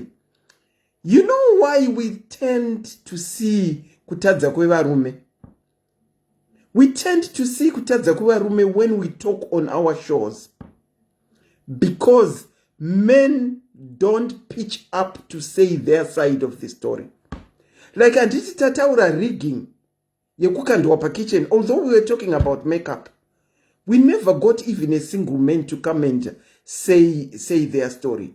Because this one wakadzi tiri ma-emotional being. Takadesignwa uye takasikwa takadaro kutaura. Varume havana kusikwa vachiita zvekutaura fanika sezvatinoita izvi. Saka because they don't say their part of the story, we tend to think kuti ndivo vanoriga chete. But nesu vanhu vevakadzi, iyo ma-makeup iwaya atori rigging at its worst. Ivo vanorigawo way yavo. But nesu tiri kuriga. Saka tiri 50-50 square. Even when we talk of chihure, we tend to think varume chete ndo vanohura. Vakadzi tiri kuhura full time. Tiri kuhura full time. But because we don't want it said, chete.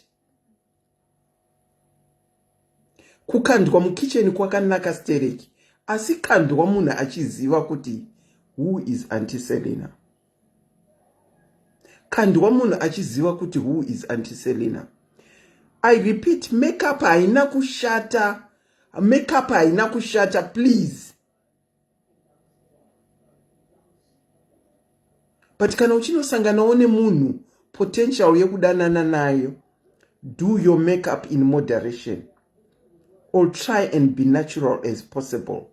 You will find if men were to come to this platform as we talk, they will tell you it's not the makeup that we are looking for. It's not the makeup that they are looking for. And better aende hake. But it's the natural Auntie Selena that they are looking for. Kana vanhu uchitsvaga kudanana nemunhu. Be your natural self. Haikona kuuya uri chipoko kana chidhori. Chekuti mukomana uya anoti ndakamuti auye kustate kwangu kwandiri, and when she came she wasn't the same person that I saw. Weduwe tamboonesana tataura. Kutaura kwakanaka. Kunopa vamwe vanhu vataure nyaya dzavo dzinenge dziri mukati memwoyo mavo dzakadzama. I always say I accept diversion even if we have got a topic. Chida mumwe munhu anotobatsirikana tikamuteerera pastory yake. I'm certainly going back to that lady and talking to her a bit, and would want to talk more naye ndinyatsori free. But hey, thank you so much for joining and tuning in. Kuonesana kwatanga tichiita. Ongoing rigging in the hope of kukandwa pakitchen. I sincerely wish you all the best for those that have got dates that are forthcoming. Kuti munoendawo makareruka. Haikona kuenda makarema. Makarema muchiremerwa ne-makeup. Pane painonaka makeup, pane paisinganake makeup. Nemunhamo mukunhamo funeral chaiko. Muda unoriga chituna. Ne-makeup dzenyu dzamunenge ne-makeup dzenyu dzamunenge mauya nadzo kuma funeral. zvekuti uchichema unenge uchibuda misodzi yebreak sebride uya wandataura kuti aibuda misodzi nhema. Kwari kuisawo angry face ndiani? Anyway, ladies, there is a live that is coming on at 7. Prophet Josie, Prophet vaya vekuprofesa mukomana womujeri vachiti give him 3 weeks anenge adairwa tikazoona feedback kuriga chituna instead of kuti musiye chituna chichizorora makuriga chituna nemakeup neeyelash dzenyu dzinenge dzichibwaira ngameno. Saka join SIS MELLY at 7 with yet another program vaina Prophet Josie. Until we see each other next time, which will probably a Sunday yet again, because here busy yacho yandana yoka kune zviri kuitika kuseru kuzvisingasandikwanise kuti ndibude. Thank you so much for joining. The name is Auntie Selina. Have a very good and blessed week. Thank you.